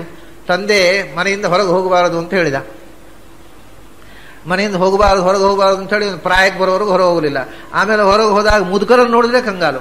ಯಾರೋ ಸತ್ತದ್ದನ್ನು ಕಂಡ್ರೆ, ಹೌದಾ ಮನುಷ್ಯರು ಮುದುಕರಾಗ್ತಾರಾ, ಮನುಷ್ಯರು ಸಾಯ್ತಾರಾ, ಎಲ್ಲವೂ ಗಾಬರಿ ಅವನಿಗೆ. ಅಂದ ಜೀವನದಲ್ಲಿಯೇ ಏರುಪೇರುಗಳನ್ನು ಕಂಡಾಗ ಮನಸ್ಸು ಗಟ್ಟಿಯಾಗತ್ತೆ, ಜೀವನವನ್ನು ಎದುರಿಸುವ ತಾಕತ್ತು ಬರುತ್ತೆ. ಯಾವ ಅನುಭವ ಇಲ್ಲದೆ ಇದ್ದವನಿಗೆ ಯಾವ ತಾಕತ್ತು ಇರೋದಿಲ್ಲ, ಅವನು ಪ್ರತಿಯೊಂದರಲ್ಲೂ ಅಪ್ಸೆಟ್ ಆಗ್ತಾನೆ. ಅದರಿಂದ ಕಷ್ಟಗಳು ಬಂದಷ್ಟು ಮನುಷ್ಯ ಗಟ್ಟಿಯಾಗ್ತಾ ಹೋಗ್ತಾನೆ. ಬರೇ ಸುಖದಲ್ಲಿ ಬೆಳೆದವನಿಗೆ ಸಣ್ಣ ಕಷ್ಟವನ್ನು ತಡ್ಕೊಳ್ಳಿಕ್ಕಾಗೋದಿಲ್ಲ. ಇವಾಗ ಅದು ಬರೇ ಮನಸ್ಸಿನ ಪ್ರಶ್ನೆ ಅಲ್ಲ, ದೇಹದ ಪ್ರಶ್ನೆಯೂ ಹೌದು. ಒಳ್ಳೆ ಆರೋಗ್ಯಕರವಾದ ವಾತಾವರಣದಲ್ಲಿ ಹೊರಗಿನ ಅಟ್ಮಾಸ್ಫಿಯರ್ ಪೊಲ್ಯೂಷನ್ಗೆ ಅವಕಾಶವೇ ಇಲ್ಲದೆ ಬೆಳೆದಂಥ ಒಂದು ಮಗುವನ್ನ ನೀವು ಎಲ್ಲಿಯಾದರೂ ನಂದ್ಯಾರದ ರಸ್ತೆಯಲ್ಲಿ ಕರ್ಕೊಂಡು ಹೋಗ್ಬಿಟ್ರೆ ಮನೆ ಹೋದ ತಕ್ಷಣ ಕಾಯಿಲೆ ಬೀಳುತ್ತದೆ. ಯಾಕೆಂದ್ರೆ ಹೊರಗಡೆ ಬರೇ sound pollution, atmosphere pollution, water pollution ಇದೇ ಇರೋದು. ಅದೇ ಅಲ್ಲಿಯೇ ಸುತ್ತಾಡಿ ಅಲ್ಲೇ ಹೊಳ್ಳಾಡಿಕೊಂಡಿರುವ ಮಕ್ಕಳಿದ್ದಾವಲ್ಲ, ಅವು ಏನು ಯಾವ ಕಾಯಿಲೆ ಬರೋದಿಲ್ಲ. ಯಾಕೆಂದ್ರೆ ಆ ಕೊಳಕಿನ ಜೊತೆಗೆ ಬದುಕುವುದರಿಂದ ಒಂದು ಸ್ಟೆಮಿನಾ ಬಂದುಬಿಡುತ್ತೆ ಬಾಡಿಗೆ. ನೀವು ಹೆಲ್ದಿ ಕಂಡೀಷನ್ ಅಲ್ಲಿ ಬೆಳೆಸಿದ್ರೆ ಆ ಮಗುವನ್ನ, ಅದನ್ನು ರಸ್ತೆ ಕೊಂಡು ಹೋದ್ರೆ ಮನೆ ಬರುವ ಕಾಯಿಲೆ. ನೆನ್ಕೊಂಡೇ ಇರ್ತಾವಲ್ಲ ಮಕ್ಕಳು, ಮಳೆಯಲ್ಲಿ ನೆನೆದಾಡಿಕೊಂಡು ಬಡವರ ಮಕ್ಕಳು, ಅವಕ್ಕೆ ನೆಗಡಿಯೇ ಆಗೋದಿಲ್ಲ. ನಾವು ಸ್ವಲ್ಪ 4 ಹನಿ ಬಿದ್ದುಕೊಳ್ಳೆ ಕೊಡೆ ಹಿಡ್ಕೊಂಡು ಹೋಗ್ತೇವಲ್ಲ, ಕೊಡೆ ಮಡಚಿದ ತಕ್ಷಣ ಸಿಂಬಳ ಬರಲು ಶುರುವಾಗುತ್ತೆ. ಅದರಿಂದ ಬಾಡಿ ಅದಕ್ಕೆ ನಾವು ಎಕ್ಸ್ಪೋಸ್ ಮಾಡಿದಾಗ ಅದನ್ನ ರೆಸಿಸ್ಟೆನ್ಸ್ ಪವರ್ ಬೆಳೆಯುತ್ತೆ. ಅದಕ್ಕೆ ಎಕ್ಸ್ಪೋಸ್ ಮಾಡದೇ ಇದ್ರೆ ಬಾಡಿ ಅದರ ಸ್ಟೆಮಿನಾವನ್ನು ಕಳ್ಕೊಳ್ಳುತ್ತೆ. ಮನಸ್ಸು ಕೂಡ ಹಾಗೆಯೇ. ದುಃಖಕ್ಕೆ ಮನಸ್ಸನ್ನು ಎಕ್ಸ್ಪೋಸ್ ಮಾಡಿದಾಗ ಜೀವನವನ್ನು ತಡ್ಕೊಳ್ಳುವ ತಾಕತ್ತು ಬರ್ತದೆ. ಎಕ್ಸ್ಪೋಸ್ ಮಾಡದೇ ಇದ್ರೆ ಮನಸ್ಸು ದುರ್ಬಲವಾಗಿ ಬಿಡುತ್ತೆ. ಆದ್ರಿಂದ ನಮ್ಮನ್ನು ಗಟ್ಟಿ ಮಾಡ್ತಾ ಇದ್ದಾನೆ ಭಗವಂತ. ಮೆದ್ದಿ ಮೆದ್ದಿ ಮೆದ್ದಿ ಗಟ್ಟಿ ಮಾಡ್ತಾ ಇದ್ದಾನೆ. ಇದು ಭಗವಂತನ ಕರುಣೆ, ಅವನು ಕೊಡ್ತಕ್ಕಂಥ ಪ್ರಸಾದ ಅಂತ ತಿಳ್ಕೊಂಡ್ಬಿಟ್ರೆ ಜೀವನದ ದುಃಖವೂ ಸಹ್ಯವಾಗುತ್ತಪ್ಪ, ಬಡತನವೂ ಸಹ್ಯವಾಗತ್ತೆ ಅಂತ ಹರಿಪಾದ ವಿನಮ್ರತೆಯ ಸತತಂ ಯಾವಾಗಲೂ, ಅಂದ್ರೆ ಕರ್ಮ ಮಾಡುವಾಗಲೂ ಫಲವನ್ನು ಅನುಭವಿಸುವಾಗಲೂ, ಸುಖ ಬಂದಾಗಲೂ ದುಃಖ ಬಂದಾಗಲೂ, ಸಿರಿತನ ಬಂದಾಗಲೂ ಬಡತನ ಬಂದಾಗಲೂ, ಎಲ್ಲ ಅವಸ್ಥೆಯಲ್ಲಿಯೂ ಈ ಎಚ್ಚರದಿಂದ ಕರ್ಮವನ್ನು ಮಾಡುವುದು. ಕುರುಭುಂಕ್ಷೋಚ ಕರ್ಮ ನಿಜಂ ನಿಯತಂ ಹರಿಪಾದ ವಿನಮ್ರಧಿಯ ಸತತಂ. ಇವಾಗ ಇದಕ್ಕೆ ಬೇಕಾದಷ್ಟು ಎಕ್ಸಾಂಪಲ್ಸ್ ಕೊಡಬಹುದು. ಈ ಅಮೆರಿಕಾದಲ್ಲಿ ಬೆಳೆದಂಥ ಮಕ್ಕಳಿದ್ದಾರಲ್ಲ, ಅದು ಮಕ್ಕಳು ದೊಡ್ಡವರು ಯಾರು ಅಮೆರಿಕನ್ಸ್, ಅವರಿಗೆ ನಮ್ಮ ದೇಶಕ್ಕೆ ಬಂದ ತಕ್ಷಣ ಕಾಯಿಲೆ ಬರುತ್ತೆ. ಕಾರಣ ಏನಂದ್ರೆ ಅಲ್ಲಿ ಅವರು ಅಟ್ಮಾಸ್ಫಿಯರ್ ಪೊಲ್ಯೂಷನ್ ಇಲ್ಲದಂತೆ ಎಚ್ಚರ ವಹಿಸಿದ್ದಾರೆ. ವಾತಾವರಣದಲ್ಲಿ ಮಾಲಿನ್ಯ ಇಲ್ಲ, ಬಸ್ಸುಗಳು ಹೊಗೆಯನ್ನು ಉಗುಳುತ್ತಾ ರಸ್ತೆಯಲ್ಲಿ ಹೋಗುವುದಿಲ್ಲ, ಫ್ಯಾಕ್ಟರಿಗಳ ಹೊಗೆ ಊರಲ್ಲೆಲ್ಲ ತುಂಬುವುದಿಲ್ಲ, ಯಾವ ರೀತಿಯ ಅಟ್ಮಾಸ್ಫಿಯರ್ ಪೊಲ್ಯೂಷನ್ ಆಗದಂತೆ ಎಚ್ಚರ ವಹಿಸಿದ್ದಾರೆ. ನೀರಿನಲ್ಲಿ ವಾಟರ್ ಪೊಲ್ಯೂಷನ್ ಇಲ್ಲ. ಹಾಗಾಗಿ ಅಲ್ಲಿ ತುಂಬಾ ಆರೋಗ್ಯವಂತರಾಗಿರ್ತಾರೆ, ಯಾವ ಪೊಲ್ಯೂಷನ್ ಇಲ್ಲ. ಇಲ್ಲಿಗೆ ಬಂದ ತಕ್ಷಣ ನೀರು ಕುಡಿದ್ರೆ, ಗಾಳಿಗೆ ಸುತ್ತಾಡಿದರೆ ತಕ್ಷಣ ಕಾಯಿಲೆ ಬೀಳ್ತಾರೆ ಅವರು. ಅದಕ್ಕೋಸ್ಕರ ಬಹಳ ಎಚ್ಚರ ವಹಿಸ್ತಾರೆ. ಯಾಕಂದ್ರೆ ಈ ವಿದೇಶಿಯರು ಇಲ್ಲಿ ಬಂದಾಗ ಆರೋಗ್ಯದ ಬಗ್ಗೆ ಎಕ್ಸ್ಟ್ರಾ ಕೇರ್ ತಗೊಳ್ಬೇಕಾಗತ್ತೆ ಅವರಿಗೆ. ಆದರೆ ನಮ್ಮ ಹುಡುಗರು ಅವು ಪೊಲ್ಯೂಷನ್ನಲ್ಲೇ ಬೆಳೆದವು, ಯಾವ ಪೊಲ್ಯೂಷನ್ ಏನೂ ಆಗೋದಿಲ್ಲ. ಅವರಿಗೆ ಇಲ್ಲಿ ಬಂದ ತಕ್ಷಣ ಆಗತ್ತೆ. ಇದನ್ನ ಇಂಥ ತುಂಬಾ ಘಟನೆಗಳಿಂದ ನಾವು ನೋಡಬಹುದು. ನಾವು ದುಃಖಕ್ಕೆ ನಮ್ಮನ್ನು ಒಡ್ಡಿಕೊಂಡಾಗ ಮನಸ್ಸು ಅದನ್ನು ರೆಸಿಸ್ಟ್ ಮಾಡತಕ್ಕಂಥ ಶಕ್ತಿಯನ್ನೇ ಬೆಳೆಸುತ್ತೆ ಅನ್ನೋದು ಅದು ಶಾಸ್ತ್ರದಿಂದಲೂ ಸಿದ್ಧ, ಅನುಭವದಿಂದಲೂ ಸಿದ್ಧ, ವೈಜ್ಞಾನಿಕವಾದಂತಹ ವಿಧಾನದಿಂದ ನೋಡಿದರೂ ಅದು ಸಿದ್ಧವಾದ ಸಂಗತಿ. ಅದಕ್ಕೋಸ್ಕರ ಆಚಾರ್ಯರು ಹೇಳಿದರು, ಇದು ಭಗವಂತ ಕೊಟ್ಟದ್ದು. ಆದ್ದರಿಂದ ಭಗವಂತ ಕೆಟ್ಟದ್ದನ್ನು ಬೇಡವಾದ್ದನ್ನು ಕೊಡೋದಿಲ್ಲ. ಯಾವುದು ಬೇಕೋ, ಯಾವುದು ಆಗಬೇಕೋ ಅದನ್ನು ಮಾತ್ರ ಮಾಡ್ತಾನೆ. ಆಗಬಾರದ್ದನ್ನ ಮಾಡುವವನಲ್ಲ ಅವನು. ಹಾಗಾಗಿ ಅವನು ಯಾಕೆ ಕೊಟ್ಟಿದ್ದಾನೆ? ನನ್ನ ಶ್ರೇಯಸ್ಸಿಗೆ ಕೊಟ್ಟಿದ್ದಾನೆ. ಮತ್ತು ಇದು ನಾನು ಮಾಡಿದ್ದನ್ನು ನಾನು ಅನುಭವಿಸುವುದು ಅನಿವಾರ್ಯ. ಈ ದೃಷ್ಟಿಯಿಂದ ಎಲ್ಲವನ್ನೂ ತಾಳ್ಮೆಯಿಂದ ಸಹನೆಯಿಂದ ಸ್ವೀಕಾರ ಮಾಡಿ ಅನುಭವಿಸುವುದು. ಕುರು ಭುಂಕ್ಷ್ವಚ ಕರ್ಮ ನಿಜಂ ನಿಯತಂ ಹರಿ ಪಾದ ವಿನಮ್ರ ಧಿಯ ಸತತಂ ಅಂತ. ಇದನ್ನು ಅದಕ್ಕೆ ಈಗ ಪ್ರಚಲಿತ ಪಾಠದಲ್ಲಿ ಇದಕ್ಕೆ ಹರಿಯಷ್ಟಕ ಅಂತ ಹೆಸರು. ಇಲ್ಲಿ ಹರಿ ಅನ್ನೋ ಶಬ್ದವನ್ನು ವಿಶೇಷವಾಗಿ ಬಳಸಿದ್ದಾರೆ ಆಚಾರ್ಯರು. ಯಾಕೆಂದ್ರೆ ಅವನು ಯಾಕೆ ಹರಿಯ ಪಾದ ಅಂದ್ರೆ ಹರಿ ಅನ್ನೋ ಶಬ್ದದಲ್ಲಿ ಒಂದು ವಿಶೇಷವಾದ ಧ್ವನಿ ಇದೆ. ಅವನು ದುಃಖವನ್ನು ಕೊಟ್ಟ, ಅದನ್ನು ತಡ್ಕೋ, ಆದರೆ ಅವನ ಹೆಸರೇನು ಹೇಳ್ರಿ? ಹರಿ ಅಂತ. ಹರಿ ಅಂದ್ರೆ ಏನು? ದುಃಖವನ್ನು ಪರಿಹರಿಸುವವ ಅಂತ ಅರ್ಥ. ನಮ್ಮ ಕಷ್ಟಗಳನ್ನು ಪರಿಹರಿಸುವವ, ನಮ್ಮ ಸಂಸಾರದ ಬಂಧನವನ್ನು ಪರಿಹರಿಸುವವ, ನಮ್ಮ ಅಜ್ಞಾನ ಭಯಗಳನ್ನು ಪರಿಹರಿಸುವವ, ನಮ್ಮಲ್ಲಿರತಕ್ಕ ಎಲ್ಲ ದೋಷಗಳನ್ನು ಪರಿಹರಿಸುವವ. ಆದ್ದರಿಂದ ಅವನು ಕೊಟ್ರೆ ಅದನ್ನು ಯಾವುದೋ ಒಂದು ದೋಷ ಪರಿಹಾರಕ್ಕೋಸ್ಕರವೇ ಕೊಟ್ಟ ಅಂತ ಅರ್ಥ. ನಮ್ಮನ್ನು ಪ್ಯೂರಿಫೈ ಮಾಡ್ಲಿಕ್ಕೋಸ್ಕರವೇ ಕೊಡುವವ. ಯಾಕೆಂದ್ರೆ ಅವನ ಹೆಸರೇ ಹರಿ ಅಂತ. ಎಲ್ಲವನ್ನು ಪರಿಹರಿಸುವವ, ನಮ್ಮ ಬದುಕಿನ ಸಮಸ್ಯೆಯನ್ನೇ ಹರಿಸುವವ. ಹರಿಪಾದ ವಿನಮ್ರ ಧಿಯಾ ಸತತಂ. ಅದು ಯಾಕೆ ಹರಿಪಾದ? ಯಾವುದಾದ್ರೂ ಒಂದು ಪಾದ. ಈ ದೊಡ್ಡ ವಿವಾದವೇ ಇದೆ. ನೀವು ಬದರಿಗೆ ಹೋಗುವಾಗ ಹರಿದ್ವಾರ ಅಂತ, ಋಷಿಕೇಶ ಉಂಟಲ್ಲ, ಅದು ಕೆಲವರಿಗೆ ದೊಡ್ಡ ಸಂಶಯ. ಹರಿದ್ವಾರವೋ ಹರದ್ವಾರವೋ? ಯಾಕೆಂದ್ರೆ ಹಿಂದಿಯಲ್ಲಿ ಹರಿದ್ವಾರ ಅಂತಾರೆ. ಅದು ರೀ ಅಂತ ಹೊಡೆದಿಲ್ಲ, ರಾ ಅಂತ ಹೊಡೆದಿಲ್ಲ, ಹರಿದ್ವಾರ ಅಂತಾರೆ. ಅದು ಹರಿದ್ವಾರ, ಅದು ಹರಿಯೋ ಹರನೋ ಬಹಳ ಗೊಂದಲ ಕೆಲವರಿಗೆ. ಯಾವುದಾದ್ರೂ ಒಂದು ಪಾದ, ಯಾವುದಾದ್ರೂ ಏನು ಅಂತ ಕೆಲವರಿಗೆ. ಯಾವ ಪಾದ ಆದ್ರೆ ಒಂದು ಪಾದ ಸಿಕ್ಕಿದ್ರೆ ಸರಿ ಇಟ್ಕೊಳ್ಳೋದು. ಯಾರ್ದಾದ್ರು ನಮಗೇನ್ರಿ? ಯಾರೋ ಒಬ್ರು ಪಾದ ಸಿಕ್ಕಿದ್ರೆ ಇಟ್ಕೊಳ್ಳೋದು ಅಷ್ಟೇ. ಯಾವುದಾದ್ರೆ ಏನು ಅಂತ ಕೆಲವರು. ಈ ನಾನಾ ವಿಧವಾದ ಗೊಂದಲಗಳಿದೆ. ಶಾಸ್ತ್ರದ ಬಗ್ಗೆ ಎಚ್ಚರ ಇಲ್ಲದ ಮಂದಿಯ ಕನ್ಕ್ಲೂಷನ್ಸು ಭಯಾನಕವಾಗಿರ್ತದೆ. ಕಡೆಗೆ ಒಂದೊಂದು ಸಂದರ್ಭ ಒಂದೊಂದು ದೇವರ್ರಿ, ಒಬ್ಬನೇ ದೇವರನ್ನು ಕಟ್ಕೊಂಡ್ರೆ ಆಗುತ್ತೋ ಅಂತ ಇನ್ನು ಕೆಲವರು. ಅದು ಜೋಯಿಸರು ಹೇಳ್ತಾರೆ. ಅದು ಯಾವುದೋ ಒಂದು ಗ್ರಹಚಾರ ಇದ್ದಾಗ ಆಗ ಗಣಪತಿಗೇ ಆಗಬೇಕು, ಅವು ಇಲ್ಲ ಅಂದ್ರೆ ದುರ್ಗೆಗೇ ಆಗಬೇಕು, ಇಲ್ಲ ಅಂದ್ರೆ ವಿಷ್ಣುವಿಗೆ, ಇಲ್ಲ ಶಿವನಿಗೆ. ಅದು ಬೇರೆ ದೇವರಿಗೆ ಮಾಡಿದ್ರೆ ಆಗೋದಿಲ್ಲ. ಅದು ಒಂದೊಂದು ಗ್ರಹಚಾರಕ್ಕೆ ಒಬ್ಬೊಬ್ಬರು ದೇವರಿದ್ದಾರೆ. ಪೋರ್ಟ್ಫೋಲಿಯೋ ಬೇರೆ ಬೇರೆ ಇದೆ ದೇವರುಗಳದ್ದು ಅಂತ ಕೆಲವರು. ಅಲ್ಲ, ಇದೆಲ್ಲ ಅರ್ಧಂಬರ್ಧ ತಿಳ್ಕೊಂಡ ಮಂದಿ ಜ್ಯೋತಿಷ್ಯ ಶಾಸ್ತ್ರ ಎಲ್ಲವನ್ನು ಹೇಗೆ ಹೊಲಗೆಡಿಸ್ತಾರೆ ಅಂದ್ರೆ ಒಂದೊಂದಕ್ಕೆ ಒಬ್ಬೊಬ್ಬರು ದೇವರು. ಅದು ಅವನು ನನಗೆ, ನಾನು ಬೆನ್ನು ನೋವಿನಲ್ಲಿ ಮಲಗಿದ್ದಾಗ ಒಬ್ಬರು ಜ್ಯೋತಿಷಿಗಳು, ಒಳ್ಳೆಯವರೇ ಅವರು ತುಂಬಾ ಒಳ್ಳೆ ಚೆನ್ನಾಗಿ ಜ್ಯೋತಿಷ್ಯ ಓದವ್ರು ಹೇಳಿದ್ದೆ ವಿಷಯ. ಅವರು ಬಂದು ಶನಿ ಪ್ರೀತಿಗಾಗಿ ನೀವು ಶನಿ ಪ್ರಾರ್ಥನೆ ಮಾಡಬೇಕು. ಯಾವ ಶನಿಯನ್ನು ನಾವು ಯಾಕ್ರಿ ಪ್ರಾರ್ಥನೆ ಮಾಡಬೇಕು? ನಾನು ವಿಷ್ಣು ಸಹಸ್ರನಾಮ ಹೇಳ್ತೇನೆ. ಅದು ಸಾಕಾಗೋದಿಲ್ರಿ, ಶನಿ ಪ್ರಾರ್ಥನೆ ಮಾಡಬೇಕು, ವಿಷ್ಣು ಸಹಸ್ರನಾಮ ಸಾಕಾಗೋದಿಲ್ಲ. ನಾನು ಹೇಳಿದೆ, ಸಾಕಾಗಲಿಲ್ಲ ಆದರೆ ನನ್ನ ಬೆನ್ನು ನೋವು ಪರಿಹರಿಸುವ ತಾಕತ್ತು ವಿಷ್ಣುವಿಗೂ ಇಲ್ಲದಷ್ಟು ಶನಿ ಪವರ್ಫುಲ್ ಆದರೆ ಕೊಡ್ಲಿ, ನಾನು ಅನುಭವಿಸ್ತೇನೆ ಅಂತ ಹೇಳಿದೆ. ನಾನು ಹೋಗೋದು ಬೇಡ, ಇರ್ಲಿ, ಅದು ವಿಷ್ಣು ಪರಿಹರಿಸಿದ್ರೆ ಪರಿಹರಿಸಲಿ. ವಿಷ್ಣು ಸಹಸ್ರನಾಮದಿಂದಲೂ ಪರಿಹಾರ ಆಗುವುದಿಲ್ಲ ಆದರೆ ಹೋಗೋದು ಬೇಡ, ಅದು ಇರಲಿ. Life long I will suffer. ನಾನು ಜೀವಮಾನ ಇಡೀ ಬೆನ್ನೋವಿನಲ್ಲಿ ಇರ್ತೇನೆ. ಏನ್ ತಲೆ ಹೋಗುವುದೇನು? ಗುಣ ಆಗೋದೇ ಬೇಡ. ನಾನು ಅದಕ್ಕೋಸ್ಕರ ಶನಿಗೆ ಪ್ರಾರ್ಥನೆ ಮಾಡುವುದಿಲ್ಲ ಅಂತ ಹೇಳ್ತೇನೆ. ಆದರೆ ಎಷ್ಟು ಜನರಿಗೆ ಈ ಕನ್ವಿಕ್ಷನ್ ಬರೋ ಸಾಧ್ಯ? ಬೆಂಗಳೂರಿನಲ್ಲಿ ಗಲ್ಲಿ ಗಲ್ಲಿಯಲ್ಲಿ ಶನಿ ದೇವಸ್ಥಾನ, ದಿನಕ್ಕೊಂದು ಹೊಸ ದೇವಸ್ಥಾನ ಹುಟ್ಟುತ್ತಾ ಇದೆ. ಯಾಕೆಂದ್ರೆ ನಿಮಗೆ ಶನಿ ಪೀಡೆ ಇದೆ ಅಂತ ಜಾತಕದವರು ಹೇಳೋದು, ಅಲ್ಲಿ ಒಂದು ಹೊಸ ದೇವಸ್ಥಾನ ಶುರು ಆಗ್ಬಿಡುತ್ತೆ. ಜಾತಕದವರೇ ಶನಿ ದೇವಸ್ಥಾನಗಳನ್ನು ಬೆಳೆಸ್ತಾ ಇರೋರು ಜೋಯಿಸರು. ನಿಮಗೆ ಶನಿ ಪೀಡೆ ಇದ್ದ ಕಾಣುತ್ತಲ್ಲ, ತಕ್ಷಣ ಒಂದು ಅಲ್ಲಿ ಶನಿ ದೇವಸ್ಥಾನ ಶುರು ಆಗ್ಬಿಡುತ್ತೆ. ಯಾಕಂದ್ರೆ ಗಿರಾಕಿಗಳು ಜಾಸ್ತಿ ಆದ ತಕ್ಷಣ ಒಂದು ಶನಿ ದೇವಸ್ಥಾನ. ಹಿಂದೆ ಯಾವತ್ತೂ ಈ ದೇಶದಲ್ಲಿ ಶನಿ ದೇವಸ್ಥಾನ ಅಂತ ಒಂದು ದೇವಸ್ಥಾನವೇ ಇರಲಿಲ್ಲ ಗ್ರಹಗಳಿಗೆ. ಈಗ ಬೇರೆ ದೇವರುಗಳನ್ನು ಕೇಳುವವರೇ ಇಲ್ಲ.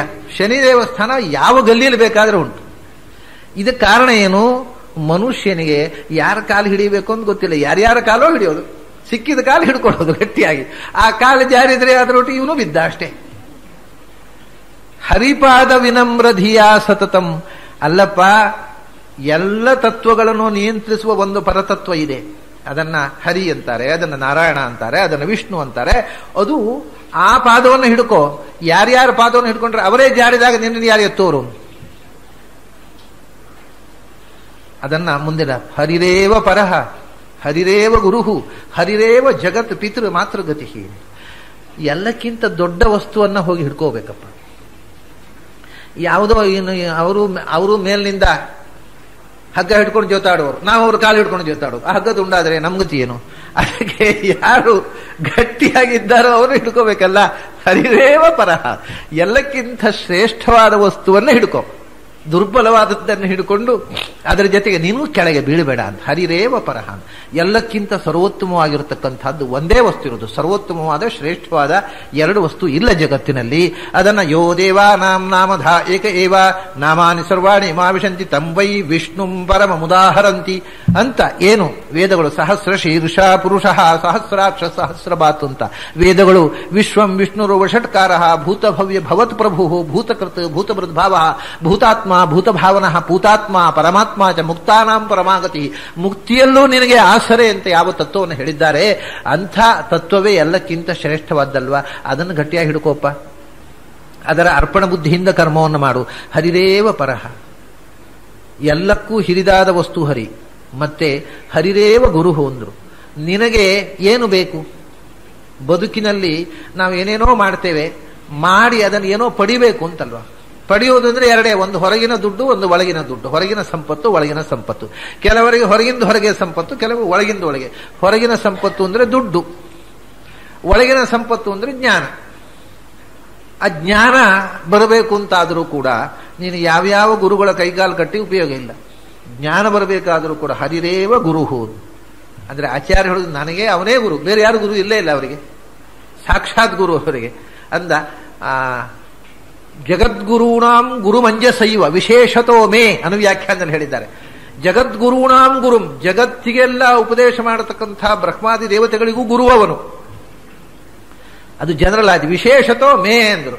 ಮುಖ್ಯವಾಗಿ ನನಗೆ ಗುರು ಅವನು, ನನಗೆ ನೇರ ಗುರು. ಜಗದ್ಗುರುಗಳಿಗೆ ಗುರು ನಾನೇ ಜಗದ್ಗುರು, ಆದ್ರೆ ನನಗೂ ಗುರು ವಿಶೇಷತೋ ಮೇ ಅಂತಾರೆ. ಹೀಗೆ ಅವನು ಹರಿರೇವ ಗುರುಹು. ಅವರು ಗುರುವಾಗಿ ನಿಂತು ಈ ಮಾತನ್ನು ಹೇಳ್ತಾ ಇದ್ದ ನೆನಪಿಟ್ಟುಕೊಳ್ಳಿ. ಆಚಾರ್ಯರು ಜಗತ್ತಿಗೆ ಉಪದೇಶ, ಸತ್ಯದ ಉಪದೇಶವನ್ನು ಕೊಡೋದಕ್ಕೋಸ್ಕರ ಬಂದ ಗುರುವಾಗಿ ನಿಂತು ಹೇಳಿದರು, ನಾನು ಗುರುವಲ್ಲಪ್ಪ, ಅವನೇ ಗುರು ಅಂದರು. ಯಾಕೆ? ಪ್ರತಿಯೊಬ್ಬ ಗುರುವಿನ ಒಳಗೂ ನಿಂತು ಜ್ಞಾನವನ್ನ, ಗುರುವಿಗೆ ಹೇಳುವ ಶಕ್ತಿಯನ್ನ, ಶಿಷ್ಯನಿಗೆ ತಿಳ್ಕೊಳ್ಳುವ ಶಕ್ತಿಯನ್ನು ಕೊಡುವವನವನೇ. ಆದ್ದರಿಂದ ಯಸ್ಮಾತ್, ಇನ್ನೊಂದು ಇದನ್ನ ಆಚಾರ್ಯರು ಇನ್ನೊಂದು ಕಡೆ ಕೂಡ ಹೇಳಿದ್ದಾರೆ, ಇದೇ ಈಶಾವಾಸ್ಯ ಉಪನಿಷತ್ತರ ಭಾಷ್ಯದಲ್ಲಿ, ಯಸ್ಮಾತ್ ಬ್ರಹ್ಮೇಂದ್ರ ರುದ್ರಾದಿ ದೇವತಾನಾಂ ಶ್ರೇಯೋಪಿ ಚ ಜ್ಞಾನಸ್ಫೂರ್ತಿ ಸದಾ ತಸ್ಮೈ ಹರಯೇ ಗುರವೇ ನಮಃ. ಹರಿರೇವ ಗುರು ಅಂತಿಲ್ಲ, ಅಲ್ಲಿ ಹರಿಯೇ ಗುರು ಅಂತಂದ್ರು. ಯಾಕೆಂದ್ರೆ ಬ್ರಹ್ಮೇಂದ್ರ ರುದ್ರಾದಿ ದೇವತಾನಾಂ, ಬ್ರಹ್ಮದೇವರು ಅವರೇ, ವಾಯುದೇವರು ಅವರೇ ಬಂದ್ರು, ಅವರಿಗೆ ಜ್ಞಾನ ಎಲ್ಲಿಂದ ಬಂತು? ರುದ್ರಾದಿ ದೇವತಾನಾಂ ಎಲ್ಲಿಂದ ಬಂತು? ಇಂದ್ರಾದಿ ದೇವತೆಗಳು ಎಲ್ಲಿಂದ ಬಂತು? ಶ್ರೇಯೋಪಿಚ, ಸಾಕ್ಷಾತ್ ಲಕ್ಷ್ಮಿಗೆ ಈ ಅರಿವು, ಈ ಎಚ್ಚರ ಎಲ್ಲಿಂದ ಬಂತು? ಅದು ಯಾರಿಂದ ಬಂತೋ? ಎಲ್ಲರಿಗೂ ಒಳಗಿನಿಂದ ಜ್ಞಾನದ ಸ್ಫೂರ್ತಿ ಯಾರಿಂದಲೋ ಅಂಥ ಜ್ಞಾನದ ಸ್ಫೂರ್ತಿ. ಬಹಳ ಒಳ್ಳೆಯ ಶಬ್ದ ಹೇಳ್ತಾರೆ ಆಚಾರ್ಯರು, ಜ್ಞಾನ ಸ್ಫುರಣ. ಜ್ಞಾನ ಅನ್ನೋದು ಪುಸ್ತಕದಿಂದ ಪಡೀಲಿಕ್ಕೆ ಬರುವುದಿಲ್ಲ, ಒಳಗಿನಿಂದ ಸ್ಫುರಣ ಆಗಬೇಕದು. Flash, intuition. ಜ್ಞಾನ ಸ್ಫೂರ್ತಿ ಯಾರು ಕೊಡಬೇಕು? ಟಣ್ಣ ಅಂತ ಹೊಳೆಯುತ್ತದಲ್ಲ ವಿಷಯ, ಏನೋ ಒಂದು ಯೋಚನೆ ಮಾಡಿದಾಗ ಹೊಳೆಯಬೇಕಲ್ಲ ಅದು. ಆ ಹೊಳೆಯುವುದು ಎಲ್ಲಿಂದ ಹೊಳೆಯುತ್ತೆ? ಅದು ಅವನು ಹೊಳೆಸಿದ. ಅಂಥ ಹರಯೇ ಗುರವೇ ನಮಃ, ಅವನು ನಿಜವಾದ ಗುರು. ಅದನ್ನೇ ಹೇಳಿದ್ರು ಹರಿರೇವ ಗುರುಹು. ಎಲ್ಲರಿಗೂ ಗುರು ಅವನು. ಕೆಲವರಿಗೆ ಸಾಕ್ಷಾತ್, ಕೆಲವರಿಗೆ ಪರಂಪರೆಯ. ಅವನೊಬ್ಬನೇ. ಕೃಷ್ಣಂ ವಂದೇ ಜಗದ್ಗುರುಂ ಅಂತ ಒಂದು ಸ್ತೋತ್ರದಲ್ಲಿ ಕೃಷ್ಣನನ್ನ ದೇವಕಿ ಪರಮಾನಂದಂ ಕೃಷ್ಣಂ ವಂದೇ ಜಗದ್ಗುರುಂ ಅಂತಂದ್ರು. ವಸುದೇವ ಸುತಂ. ಅಂಥ ಕೃಷ್ಣನನ್ನ ಜಗದ್ಗುರುವಾದ ಕೃಷ್ಣ. ಯಾಕೆಂದ್ರೆ ಜಗತ್ತಿಗೆ ಗೀತೆ, ಉಪನಿಷತ್ತುಗಳ ಸಾರವಾದ ಗೀತೆಯನ್ನು ಕೊಟ್ಟವನು ಅವನು. ಇಡೀ ಜಗತ್ತಿಗೆ ಗುರು ಆದರೆ ಅವನು ಆದಾನು. ಮತ್ತೆ ಯಾರ್ಯಾರೋ ಚಿಕ್ಕ ಪುಟ್ಟ ಸ್ವಾಮಿಗಳು ಇವತ್ತು ಜಗದ್ಗುರುಗಳು ಅಂತ ಹಾಕೊಳ್ತಾರೆ. ಯಾಕಂದ್ರೆ ಅವರ ಮಠವೇ ಅವರ ಜಗತ್ತು, ಅದ್ರ ಅವರಿಗೆ ಜಗತ್ತಿದೆ ಅಂತಲೇ ಗೊತ್ತಿಲ್ಲ ಅವರಿಗೆ. ಆದ್ರಿಂದ ಅವರವರ ಮಠವೇ ಅವರ ಜಗತ್ತು, ಅದಕ್ಕೆ ಅವ್ರ ಗುರುಗಳು. ಮಠದಲ್ಲೇ ಅವರು ಹೇಳಿದ್ದನ್ನು ಕೇಳೋದಿಲ್ಲ ಪೂರಾ, ಅವ್ರು ಹೇಗೆ ಜಗದ್ಗುರು ಆಗ್ತಾರೆ? ಜಗತ್ತು ಅಂದ್ರೆ ಎಲ್ಲ ಕೂಪು ಮಂಡೂಕಗಳು, ಅವರ ಕೂಪವೇ ಜಗತ್ತು, ಅದಕ್ಕೆ ಇವರು ಗುರುಗಳು. ಭಗವಂತ ಒಬ್ಬನೇ ನಿಜವಾದ ಜಗದ್ಗುರು ಆಗೋದು ಸಾಧ್ಯ. ಉಳಿದ ಗುರುಗಳಿಗೆಲ್ಲ ಅವನು ಗುರು. ಅದರಿಂದ ಹರಿರೇವ ಗುರು, ಜ್ಞಾನಪ್ರದ ಅವನು ಅಂತಾಯ್ತು. ಅವನು ನಮಗೆ ಜ್ಞಾನವನ್ನು, ಸುಖ ದುಃಖವನ್ನು ಕೊಡುವವನಷ್ಟೇ ಅಲ್ಲ, ಅರಿವನ್ನು ಕೊಡತಕ್ಕವನು ಅವನು. ನಮ್ಮ ಎಲ್ಲ ಕ್ರಿಯೆಗಳನ್ನು ನಿಯಂತ್ರಿಸುವವನು ಅವನು ಅಷ್ಟೇ ಅಲ್ಲ. ಹರಿರೇವ ಜಗತ್ ಪಿತೃಮಾತೃಗತಿ, ಅವನೇ ಜಗತ್ತಿಗೆ ತಾಯಿ ಮತ್ತು ತಂದೆ. ಹರಿಯೊಬ್ಬನೇ ಜಗದ ತಾಯಿ ತಂದೆ, ಅವನೇ ತಾಯಿ ಅವನೇ ತಂದೆ. ತ್ವಮೇವ ಮಾತಾಚ ಪಿತಾ ತ್ವಮೇವ ಅಂತ ದೇವರನ್ನ ಸ್ತೋತ್ರ ಮಾಡ್ತೇವೆ ನಾವು.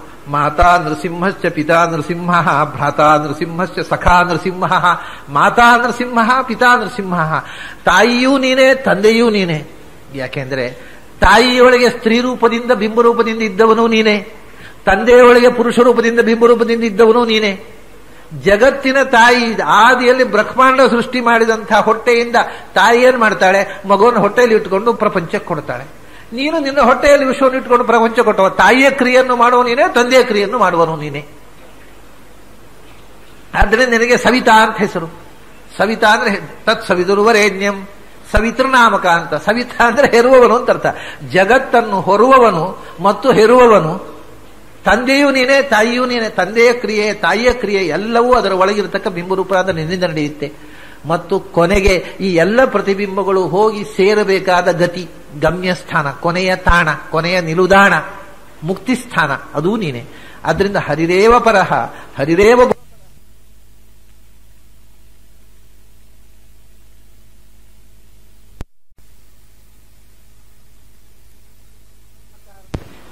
ಆ ಕಾರಣದಿಂದ ಭಗವಂತನಲ್ಲಿ ಅರ್ಪಣ ಬುದ್ಧಿಯಿಂದ ಕರ್ಮ ಮಾಡು.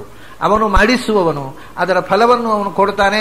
ಕೊಟ್ಟದ್ದು ಯಾವಾಗಲೂ ಕೆಟ್ಟದ್ದನ್ನು ಭಗವಂತ ಕೊಡುವುದಿಲ್ಲ. ಅವನು ಏನು ಕೊಟ್ಟನೋ ಅದು ನನ್ನ ಒಳ್ಳೆಯದಕ್ಕೆ, ನನ್ನ ಉದ್ಧಾರಕ್ಕೆ ಅಂತ ತಿಳ್ಕೊಂಡು ಭಗವಂತನ ಪ್ರಜ್ಞೆಯನ್ನ ಜಾಗೃತವಾಗಿ ಇಟ್ಟುಕೊಂಡು ಕರ್ಮ ಮಾಡುವಾಗಲೂ, ಫಲ ಅನುಭವಿಸುವಾಗಲೂ ಆ ಎಚ್ಚರದಿಂದ ನಿನ್ನ ವಿಹಿತವಾದ ಕರ್ಮವನ್ನ, ಸ್ವಭಾವ ಸಹಜವಾದ ಕರ್ಮವನ್ನು ಮಾಡು. ಅದರಿಂದ ಏನು ಬಂತೋ ಅದನ್ನು ಆನಂದವಾಗಿ ಸ್ವೀಕಾರ ಮಾಡು. ಇದು ಒಂದು. ಬಂದದ್ದನ್ನ ಆನಂದವಾಗಿ ಸ್ವೀಕಾರ ಮಾಡು. ಬರದೇ ಇದ್ದದ್ದರ, ಬಂದದ್ದರ ಬಗ್ಗೆಯೂ ಕರಗಬೇಡ. ಅಯ್ಯೋ ಅದು ಬಂತಲ್ಲ, ಅದು ಬರಬಾರದಿತ್ತು. ಬಂದದ್ದರ ಬಗ್ಗೆಯೂ ಕರಗಿರಬಾರದು. ಮತ್ತೆ ಬರದೇ ಇದ್ದದ್ದರ ಬಗ್ಗೆಯೂ ನೀನು ಏನು ಮಾಡಿದೆಯೋ ಅದನ್ನು ಮಾತ್ರ ಅವನು ಕೊಡ್ತಾನೆ. ಅದು ಬರಲಿಲ್ಲ, ನೀನು ಅದಕ್ಕೆ ಬೇಕಾದ್ದು ಮಾಡಲಿಲ್ಲ. ಅದು ಸಿಗಲಿಲ್ಲ ಅಂತ ಅನ್ನೋದ್ರ, ಇನ್ನೊಬ್ಬರಿಗೆ ಸಿಕ್ಕಿದ್ದರ ಬಗ್ಗೆ, ನಿನಗೆ ಸಿಗದೇ ಇದ್ದದ್ದರ ಬಗ್ಗೆಯೂ ಕೊರಗಬೇಡ. ನಿನಗೆ ಸಿಕ್ಕಿದ್ದು ಕಮ್ಮಿ ಆಯಿತು ಅಥವಾ ಅದು ನನಗೆ ಇಷ್ಟವಾದದ್ದಲ್ಲ ಅಂತಲೂ ಕೊರಗಬೇಡ. ನಿನಗೆ ಯಾವುದು ಬೇಕೋ ಅದನ್ನೇ ಅವನು ಕೊಡ್ತಾನೆ. ನಿನಗೆ ಯಾವುದು ಬೇಕು ಯಾವುದು ಬೇಡ ಅಂತ ನಿನಗೇನು ಗೊತ್ತು? ನೀನು ಪುಟ್ಟ ಮಗು, ತಂದೆ ತಾಯಿಗೆ ಗೊತ್ತು ಮಗುವಿಗೆ ಏನು ಬೇಕವ, ಅದನ್ನು ಅವನು ಕೊಡ್ತಾನೆ. ಅದನ್ನು ಸ್ವೀಕಾರ ಮಾಡುವ. ಇದೇ ಉಪನಿಷತ್ನಲ್ಲಿ ಹೇಳಿದ್ದು. ಈಶಾವಾಸ್ಯಮಿದಂ ಸರ್ವಂ, ಈ ಎಲ್ಲ ಜಗತ್ತಿನ ಒಳಗೂ ಅವನು ತುಂಬಿ ಸ್ವಾಮಿಯಾಗಿ ನಿಯಂತ್ರಿಸ್ತಾ ಇದ್ದಾನೆ. ಯತ್ಕಿಂಚ ಜಗತ್ಯಾಂ ಜಗತ್ತು, ಈ ಪ್ರಕೃತಿಯಿಂದ ಹಿಡಿದು ಪ್ರಕೃತಿಯಿಂದ ನಿರ್ಮಿತವಾದ ಸಮಸ್ತ ವಿಶ್ವದಲ್ಲಿ ಭಗವಂತ ತುಂಬಿದ್ದಾನೆ. ಅವನೇ ಪರಹ, ಎಲ್ಲದರೊಳಗೂ ತುಂಬಿ ಎಲ್ಲವನ್ನೂ ನಿಯಂತ್ರಿಸುವವನು. ಅದರಿಂದ ತೇನ ತ್ಯಕ್ತೇನ ಹುಂಜೀತಾಹ, ಭಗವಂತ ಏನು ಕೊಟ್ಟನೋ ಅದನ್ನು ಅನುಭವಿಸು, ಸಂತೋಷವಾಗಿ ಸ್ವೀಕರಿಸು. ಮಾಗರ್ಧಃ, ಅವನು ಕೊಡದೇ ಇದ್ದದ್ರ ಬಗ್ಗೆ, ನಮಗೆ ಇಲ್ಲದೇ ಇದ್ದದ್ರ ಬಗ್ಗೆ, ಇನ್ನೊಬ್ಬರ ಹತ್ರ ಇರುವುದರ ಬಗ್ಗೆ ಹೊಟ್ಟೆ ಕಿಚ್ಚು ಪಡಬೇಡ. ಯಾಕಂದ್ರೆ ಕಸ್ಯಸ್ವಿಧನಂ, ಯಾರದ್ದು ಸಂಪತ್ತು? ನಿನ್ನ ಕಿಸೆಯಲ್ಲಿದ್ದಾಗ ನಿನ್ನದು, ಅದನ್ನು ನೀನು ಇನ್ನೊಬ್ರಿಗೆ ಕೊಟ್ಟರೆ ಅವ್ರ ಕಿಸೆಯಲ್ಲಿ ಹೋದಾಗ, ಯಾರ್ಯಾರ ಕಿಸೆಯಲ್ಲಿ ಉಂಟು ಅವರವರೆಲ್ಲ ನಂದು ನಂದು ನಂದು ಅಂತ ಅಂತಾನೆ ಇರ್ತಾರೆ. ಅದು ಕಿಸೆಯಿಂದ ಕಿಸೆಗೆ ಬದಲಾಗ್ತಾನೆ ಇರ್ತದೆ. ಆದರೆ money belongs to whom? Nobody, to nobody, it belongs to God ಅಂದ್ರು. ಭಗವಂತನ ದುಡ್ಡು ಅದು. ಭಗವಂತ, ಇಡೀ ವಿಶ್ವ ಭಗವಂತನಿಗೆ ಸಂಬಂಧಪಟ್ಟದ್ದು.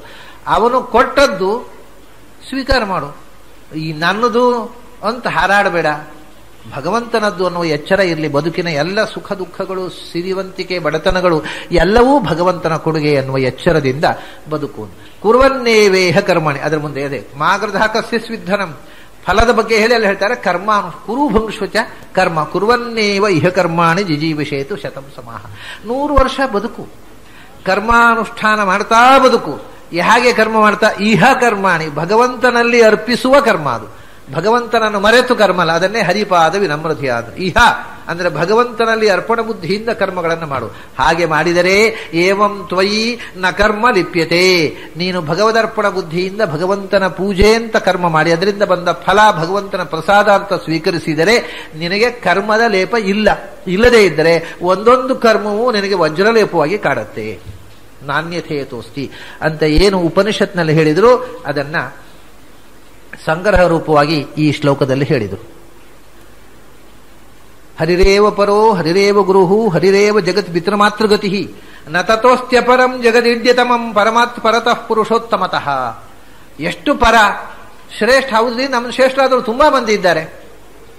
ನ ತತೋಸ್ತ್ಯಪರಂ, ಇನ್ನೊಂದು ವಸ್ತು ಇಲ್ಲ, ನೀನು ಆಶ್ರಯಿಸಿ ಗಟ್ಟಿ ಹಿಡ್ಕೋ ಪಾದ, ನೀನು ಯಾರ ಪಾದ ಹಿಡ್ಕೊಳ್ಬೇಕು, ಇನ್ನೊಂದು ಪಾದವೇ ಇಲ್ಲ ಅಂದ್ರು. ನ ತಥೋಸ್ತಿ ಅಪರಂ, ಅದಕ್ಕಿಂತ ಬೇರೆಯಾದ ಇನ್ನೊಂದು ಪಾದ ಇಲ್ಲ ಆಶ್ರಯಿಸುವಂತಹದ್ದು. ಜಗದೀಡ್ಯತಮಂ, ಈಗ ಪ್ರಚಲಿತವಾದ ಪಾಠ ಜಗತೀಡ್ಯತಮಂ ಅಂತ, ಹಳೆಯ ಪಾಠ ಜಗದೀಡ್ಯತಮಂ ಅಂತ. ಜಗತ್ತಿಗೆ ಎಲ್ಲಕ್ಕೂ ಸ್ತುತ್ಯವಾದ, ಎಲ್ಲವೂ ಇಡೀ ವಿಶ್ವ ಸ್ತುತಿಸುವಂತಹ, ಇಡೀ ವಿಶ್ವಕ್ಕೂ ಮಿಗಿಲಾಗಿರ್ತಕ್ಕಂಥ ಇನ್ನೊಂದು ಆಸರೆಯೇ ಇಲ್ಲ. ನ ತಥೋಸ್ತ್ಯಪರಂ ಜಗದೀಡ್ಯತಮಂ, ಯಾರಿಂದ? ಪರಮಾತ್ ಪರತಃ ಪುರುಷೋತ್ತಮತಃ. ಹರಿರೇವ ಪರಹ ಅಂದ್ರು. ಪರ ಅಂದ್ರೆ ಎಂಥ ಪರ ಅಂದ್ರೆ ಪರಮಾತ್ ಪರಹ ಅಂದ್ರು. ಯಾವುದ್ಯಾವುದು ದೊಡ್ಡದಿದೆಯೋ ಆ ಎಲ್ಲ ದೊಡ್ಡದಕ್ಕಿಂತಲೂ ದೊಡ್ಡದು, ಅದಕ್ಕಿಂತ ಇನ್ನೊಂದು ದೊಡ್ಡದಿಲ್ಲ ಅನ್ನುವ ದೊಡ್ಡದು. ಅಂಥ ಪುರುಷೋತ್ತಮ ತತ್ವ ಅದು. ಈ ಎಲ್ಲ ಪುರುಷರಿಗೆ ಅಂದ್ರೆ ಪುರುಷರು ಅಂದ್ರೆ ಜೀವರು, ಎಲ್ಲ ಜೀವರಿಗಿಂತ ಪ್ರಧಾನ ಪುರುಷ ಅಂದ್ರೆ ಚತುರ್ಮುಖ, ಅವನಿಗಿಂತಲೂ ಉತ್ತಮವಾಗಿರತಕ್ಕಂಥ ತತ್ವ. ಆದ್ದರಿಂದ ಅದಕ್ಕಿಂತ ಮಿಗಿಲಾದ ಇನ್ನೊಂದು ತತ್ವ ನೀನು ಆಶ್ರಯಕ್ಕೋಸ್ಕರ ಹಿಡ್ಕೊಳ್ಳಬೇಕಾದದ್ದು ಇಲ್ಲ. ಆ ಕೊನೆಯ ತತ್ವಕ್ಕೆ ಶರಣಾಗು, ಅದರ ಅರ್ಪಣ ಬುದ್ಧಿಯಿಂದ ಪೂಜಾ ಬುದ್ಧಿಯಿಂದ ಕರ್ಮವನ್ನು ಮಾಡು, ಆ ಭಗವಂತ ಕೊಟ್ಟದ್ದನ್ನ ಪ್ರಸಾದ ಅಂತ ಸ್ವೀಕರಿಸು. ಅಷ್ಟು ಹೇಳಿದ ಮೇಲೆ ಆಚಾರ್ಯರಿಗೆ ಜನರ ಸ್ವಭಾವದ ಬಗ್ಗೆ ಅನುಕಂಪೆ. ತದಲಂ ಬಹುಲೋಕ ವಿಚಿಂತನೆಯ, ಸಾಕಯ್ಯ ಸುಮ್ಮನೆ ಊರಿನ ವಿಷಯ ಮಾತಾಡಿ ಸಾಕು, ಖೈದು ಮಾಡು. ಪಟ್ಟಾಂಗ, ನಾವೀಗ ಉಪನ್ಯಾಸ ಮುಗಿದ ತಕ್ಷಣ ಶುರು ಮಾಡೋದು ಅದನ್ನೇ, ಊರಿನ ಪಟ್ಟಾಂಗ, ಬಿಸಿನೆಸ್ನ ಬಗ್ಗೆ. ಅದ್ರ ತದಲಂ ಬಹುಲೋಕ ವಿಚಿಂತನೆಯ, ಈ ಲೋಕದ ಬಗ್ಗೆ ಅವರು ಹಾಗೆ, ಇವರು ಹೀಗೆ, ಅವರ ಬಿಸಿನೆಸ್ ಹೀಗೆ, ಇವರ ಪ್ರಾಫಿಟ್ ಹೀಗೆ, ಇವರ ಲಾಸ್ ಹೀಗೆ, ಅವರನ್ನ ರೈಡ್ ಆಯ್ತು, ಇವ್ರಿಗೆ ಮುಚ್ಚಿಟ್ರು, ಇದರ ಬಗ್ಗೆ ಮಾತಾಡಿ ಸಾಕಯ್ಯ, ಅದನ್ನು ನಿಲ್ಲಿಸು, ಇನ್ನು ಬೇಡ ಅದು ಅಂತಾರೆ ಆಚಾರ್ಯ. ತದಲಂ, ಸ್ಟಾಪ್ ಇಟ್ ಅಂತಾರೆ. ಯಾವುದು? ಬಹು ಲೋಕ ವಿಚಿಂತನೆಯ, ಊರಿನ ಬಗ್ಗೆ, ವ್ಯವಹಾರದ ಬಗ್ಗೆ ತುಂಬನೇ ಇಡೀ ದಿವಸ ಮಾತಾಡಿಕೊಂಡು ಕಾಲ ಹಾಳು, ಅಷ್ಟು ಟೈಮ್ ವೇಸ್ಟೇ ಅದು, ಯಾತಕ್ಕೂ ಉಪಯೋಗ ಇಲ್ಲದೆ. ಅದನ್ನು ಮಾತಾಡಿದ್ರಿಂದ ಇಂಪ್ರೂವ್ಮೆಂಟೂ ಇಲ್ಲ, ಸುಮ್ಮನೆ ಮಾತು. ತದಲಂ ಬಹು ಲೋಕ ವಿಚಿಂತನೆಯ, ಈ ಲೋಕದ ಬಗ್ಗೆ ಹಾಳು ಹರಟೆ ಮಾತಾಡುವುದು ಇನ್ನಾದರೂ ಸಾಕು ಮಾಡಯ್ಯ. ಎಷ್ಟು ಅವರಿಗೆ ಜನರನ್ನು ನೋಡುವಾಗ ಎಷ್ಟು ಅಸಹ್ಯ ಆಗಿರ್ಬೇಕು ಆಚಾರ್ಯರಿಗೆ, ಎಷ್ಟು ನೋವಾಗಿರ್ಬೇಕು. ಸಾಕಪ್ಪ ಅಂತಾರೆ. ತದಲಂ, ಈ ಹಾಳು ಹರಟೆ ಮಾತಾಡುವುದು ಇನ್ನಾದರೂ ಸಾಕು. ಅಲಂ ಬಹು ಲೋಕ ವಿಚಿಂತನೆ, ಈ ಲೋಕವಾರ್ತೆ ಸಾಕು ಮಾಡಿ ಜಗದ ಕಾಕು ವಾರ್ತೆಯ ಚಿಂತೆ. ಇನ್ನು ನಾನು ಅನುವಾದ ಮಾಡಿದ್ದು, ಸಾಕು ಮಾಡಿ ಜಗದ ಕಾಕು ವಾರ್ತೆಯ ಚಿಂತೆ ನೆಲೆಗೊಳಿಸು ಬಗೆಯನ್ನು ಹರಿಚರಣಗಳಲ್ಲಿ. ಪ್ರವಣಂ ಕುರು ಮಾನಸ ಮೀಶಪದೇ, ಭಗವಂತನ ಪಾದದಲ್ಲಿ ಮನಸ್ಸನ್ನು ನೆಲೆಗೊಳಿಸು. ಆಗ ಈ ಮಾತುಗಳೆಲ್ಲ ಬೇಡವಾಗತ್ತೆ. ಮಾತಾಡಿ ಏನು ಅಚೀವ್ಮೆಂಟ್ ಇದೆ? ಸುಮ್ಮನೆ ಕಮೆಂಟ್ ಮಾಡೋದು, ಕಮೆಂಟ್ಸ್ ಆನ್ ಅದರ್ಸ್. ನಮ್ಮ ಬಗ್ಗೆ ಅವರು ಕಮೆಂಟ್ ಮಾಡೋದು, ಅವ್ರ ಬಗ್ಗೆ ನಾವು ಏನು ಮಾಡದೇ ಇದ್ರೆ ಏನು ಯಾರಿಗೂ ನಷ್ಟ ಆಗುವುದಿಲ್ಲ. ಆದ್ರಿಂದ ಈ ಕಮೆಂಟ್ ಮಾಡೋದು, ಹೀಗೆ ಕಮೆಂಟ್ ಮಾಡಿದ್ರಂತೆ ಅಂತ ಇನ್ನು ಯಾರೋ ಸುದ್ದಿ ಹೇಳುದು, ಅದನ್ನು ತಲೆಬಿಸಿ ಅವ್ರು ಹೀಗೆ ಹೇಳುದು ಅಂದ್ರೆ ಏನು, ನನಗೆ ಅವ್ರು ಹಾಗೆ ಹೇಳುದು ಅಂದ್ರೆ ಏನು ಅಂತ ಅವರಿಗೆ ನನ್ನ ಮೇಲೆ ಸಿಟ್ಟು. ಹೀಗೆ ಒಬ್ಬರನ್ನೊಬ್ರು ಕಮೆಂಟ್ ಮಾಡೋದು, ಒಬ್ಬರನ್ನೊಬ್ರು ಬೇಸರ ಪಟ್ಟುಕೊಳ್ಳೋದು, ಇದರಿಂದ ಏನು ಉಪಯೋಗ ಇದೆ? ಪ್ರವಣಂ ಕುರು. ಅಷ್ಟು ಹೊತ್ತಿನಲ್ಲಿ ಭಗವಂತನ ಗುಣಗಳ ಬಗ್ಗೆ, ಭಗವಂತನ ಪಾದದ ಬಗ್ಗೆ ಮನಸ್ಸನ್ನು ನೆಲೆಗೊಳಿಸಿದರೆ ಇದಕ್ಕಿಂತ ಹೆಚ್ಚು ಉಪಯೋಗ ಸಾರ್ಥಕ ಆಗುತ್ತಿರ್ಲಿಲ್ಲ. ಅದರ ಸ್ಪ್ಯಾನ್ ಆಫ್ ಲೈಫ್, ಜೀವನದ ಆ ಕಾಲ ಸಾರ್ಥಕ ಆಗ್ತಿರ್ಲಿಲ್ಲ. ಅದರಿಂದ ಮಾನಸಂ ಈಶಪದೇ ಪ್ರವಣಂ ಕುರು, ಭಗವಂತನ ಪಾದದಲ್ಲಿ ಮನಸ್ಸನ್ನು ನೆಲೆಗೊಳಿಸಯ್ಯ. ಈ ಲೋಕದ ಬೇಡವಾದ ಹಾಳು ಹರಟೆ ಮಾತುಗಳನ್ನ ಆದಷ್ಟು ಕಮ್ಮಿ ಮಾಡು. ಅನಿವಾರ್ಯವಾದರೆ ಮಾತಾಡು, ಆದರೆ ಅದನ್ನೇ ಯಾಕೆ ಆಸಕ್ತಿ ಬಳಸಿಕೊಳ್ತಿ? ತದಲಂ ಬಹುಲೋಕ ವಿಚಿಂತನೆಯ. ಇದು ಸಿಂಪಲ್ ಆದ ಜೀವನ ಸಂದೇಶ ಆಚಾರ. ಆದಷ್ಟು ಬೇಡವಾದ ಮಾತು, ಇನ್ನೊಬ್ಬರ ಬಗ್ಗೆ ಟೀಕೆ ಟಿಪ್ಪಣಿ, ಅಥವಾ ನಮ್ಮ ಬಗ್ಗೆ ಹಾಗೆ ಮಾಡಿದೆ ಹೀಗೆ ಮಾಡಿದೆ, ನಿನ್ನ ಬಗ್ಗೆಯೂ ಮಾತಾಡಬೇಡ, ಇನ್ನೊಬ್ಬರ ಬಗ್ಗೆಯೂ ಮಾತಾಡಬೇಡ, ಭಗವಂತನ ಬಗ್ಗೆ ಮಾತಾಡು. ಇಲ್ಲದೆ ಸುಮ್ಮನೆ ಕೂಡ ಯಾಕೆ ಮಾತಾಡಬೇಕು ಯಾರ್ಯಾರ ಬಗ್ಗೆ? ತದಲಂ ಬಹುಲೋಕ ವಿಚಿಂತನೆಯ ಪ್ರವಣಂ ಕುರು ಮಾನಸಂ ಈಶಪದೇ. ಯಾಕೆಂದ್ರೆ ಅದಕ್ಕಿಂತ ದೊಡ್ಡ ವಸ್ತುವೇ ಇಲ್ಲ ಜಗತ್ತಿನಲ್ಲಿ.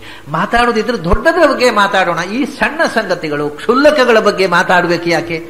ದೊಡ್ಡ ವಿಷಯದ ಬಗ್ಗೆ ಮಾತಾಡೋಣ, ದೊಡ್ಡದಾಗಿ ಮಾತಾಡೋಣ ಅದರ ಬಗ್ಗೆ. ಈ ಬೇಡವಾದ ಸಣ್ಣ ಸಂಗತಿಗಳನ್ನು ಹಿಡ್ಕೊಂಡು ದೊಡ್ಡ ಸಂಗತಿ ಅಂತ ಮಾಡಿ ಯಾಕೆ ಮಾತಾಡಬೇಕು? ಅದನ್ನು ಬಿಟ್ಬಿಡೋಣ. ತದಲಂ ಬಹುಲೋಕ ವಿಚಿಂತನೆಯ ಪ್ರವಣಂ ಕುರು ಮಾನಸಂ ಈಶಪದೇ. ಈ 2 ಶ್ಲೋಕದಲ್ಲಿ ಇಡೀ ಜೀವನದ ಒಂದು ಚಿತ್ರಣ ಕೊಟ್ಟಿದ್ದಾರೆ ಆಚಾರ್ಯ. ಇದನ್ನು ಜೀವನದಲ್ಲಿ ಇನ್ನೇನು ಹೇಳಬೇಕಾದ್ದೇ ಉಳಿದಿಲ್ಲ. ಇಡೀ ಜೀವನ ಸೂತ್ರ, ಯಾವುದು ಮಾಡಬೇಕು, ಯಾವುದು ಮಾಡಬಾರದು, ಹೇಗೆ ಬದುಕಬೇಕು ಅನ್ನೋದರ ಬಗ್ಗೆ ಒಂದು ಸ್ಪಷ್ಟವಾದ ಚಿತ್ರ, ಜೀವನ ಸಂದೇಶ ಈ 2 ಪದ್ಯಗಳಲ್ಲಿ ಬಂದಿದೆ. ಮುಂದೆ ಇದಕ್ಕೆ ಪೂರಕವಾಗಿ ಭಗವಂತನ ಹಿರಿಮೆಯನ್ನ ನಾವು ಹೇಗೆ ಅನುಸಂಧಾನ ಮಾಡಬೇಕು ಜೀವನದಲ್ಲಿ, ಗಟ್ಟಿಯಾಗಿ ಹಿಡ್ಕೋಬೇಕು ಅಂದ್ರೆ ತಿಳುವಳಿಕೆ ಬರಬೇಕಲ್ಲ. ಅದು ಹೇಗೆ ತಿಳ್ಕೋಬೇಕು ಅಂತಲೇ ಗೊತ್ತಾಗೋದಿಲ್ಲ ಅಂದ್ರೆ ಅದರ ಬಗ್ಗೆ ಮತ್ತೆ ಪುನಃ ಫಿಲಾಸಫಿಗೆ ಬರ್ತಾರೆ ಆಚಾರ್ಯ. ಜೀವನ ಸಂದೇಶವನ್ನ ಈ 2 ಶ್ಲೋಕದಲ್ಲಿ ಬಹಳ ಮಾರ್ಮಿಕವಾಗಿ, ಬಹಳ ಟಚಿಂಗ್ ಆಗಿ ಹೇಳಿದೆ. It's very touching. ಅದು ಪ್ರಾಯ ಸಂಸ್ಕೃತ ಸಾಹಿತ್ಯದಲ್ಲೇ ಇಷ್ಟು ಟಚಿಂಗ್ ಆಗಿ ಮನುಷ್ಯನ ಅಂದ್ರೆ ತದಲಂ ಬಹುಲೋಕ ವಿಚಿಂತನೆಯ, ಇಷ್ಟು ಅಂದ್ರೆ ಒಂದು ಅಫೆಕ್ಷನೇಟ್ ಆಗಿ ಒಬ್ಬನ ತಿದ್ದೋದು. ಬೈಯೋದುಂಟು. ಈ ಇದೆಲ್ಲ ಜನರು ಬೇಡವಾದ ಮಾತುಗಳನ್ನ ಹೇಳಿ ಹಾಳಾಗ್ತಾರೆ, ನರಕಕ್ಕೆ ಹೋಗ್ತಾರೆ, ಹೀಗೆಲ್ಲ ಹೇಳುದಿಲ್ಲ ಅವರು. ಅಪ್ಪ, ಈ ಬೇಡವಾದ ಮಾತನ್ನಾಡೋದು ನಿಲ್ಸಪ್ಪ ಅಂತ ಬೆನ್ನು ತಟ್ಟಿ ಬೆನ್ನು ಚಪ್ಪರಿಸಿ ಹೇಳ್ತಾರಲ್ಲ, ಆ ಒಂದು ಎಫೆಕ್ಷನೇಟ್ ಆದಂತಹ ಒಂದು ಮೆಸೇಜ್ ಉಂಟಲ್ಲ, ಇದು ಸಂಸ್ಕೃತ ಸಾಹಿತ್ಯದಲ್ಲೇ ಇನ್ನೊಬ್ರು ಹೀಗೆ ಬರೆದಿಲ್ಲ. ತದಲಂ ಬಹುಲೋಕ ವಿಚಿಂತನೆಯ ಪ್ರವಣಂ ಕುರು ಮಾನಸಮೀಶ ಪದೇ ಅನ್ನುವ 2 ಶ್ಲೋಕದ ಜೊತೆಗೆ ಈ ಬಾಳಿನ ಸಂದೇಶ ಕುರುಭಂಶ್ವಚ ಅನ್ನುವ 15 ಪದ್ಯಗಳ ಮಾಲಿಕೆಯ ಚಿಂತನವನ್ನು ಇವತ್ತು ಮುಗಿಸೋಣ. ಇನ್ನು ಉಳಿದಿದ್ದು ನಾಳೆ ಸಂಜೆ ಸೇರಿದಾಗ. ಅಲ್ಲಿ ತನಕ ನಿಮಗೆಲ್ಲ ಅಭಿನಂದನೆಗಳು ಮತ್ತು ನಮಸ್ಕಾರ.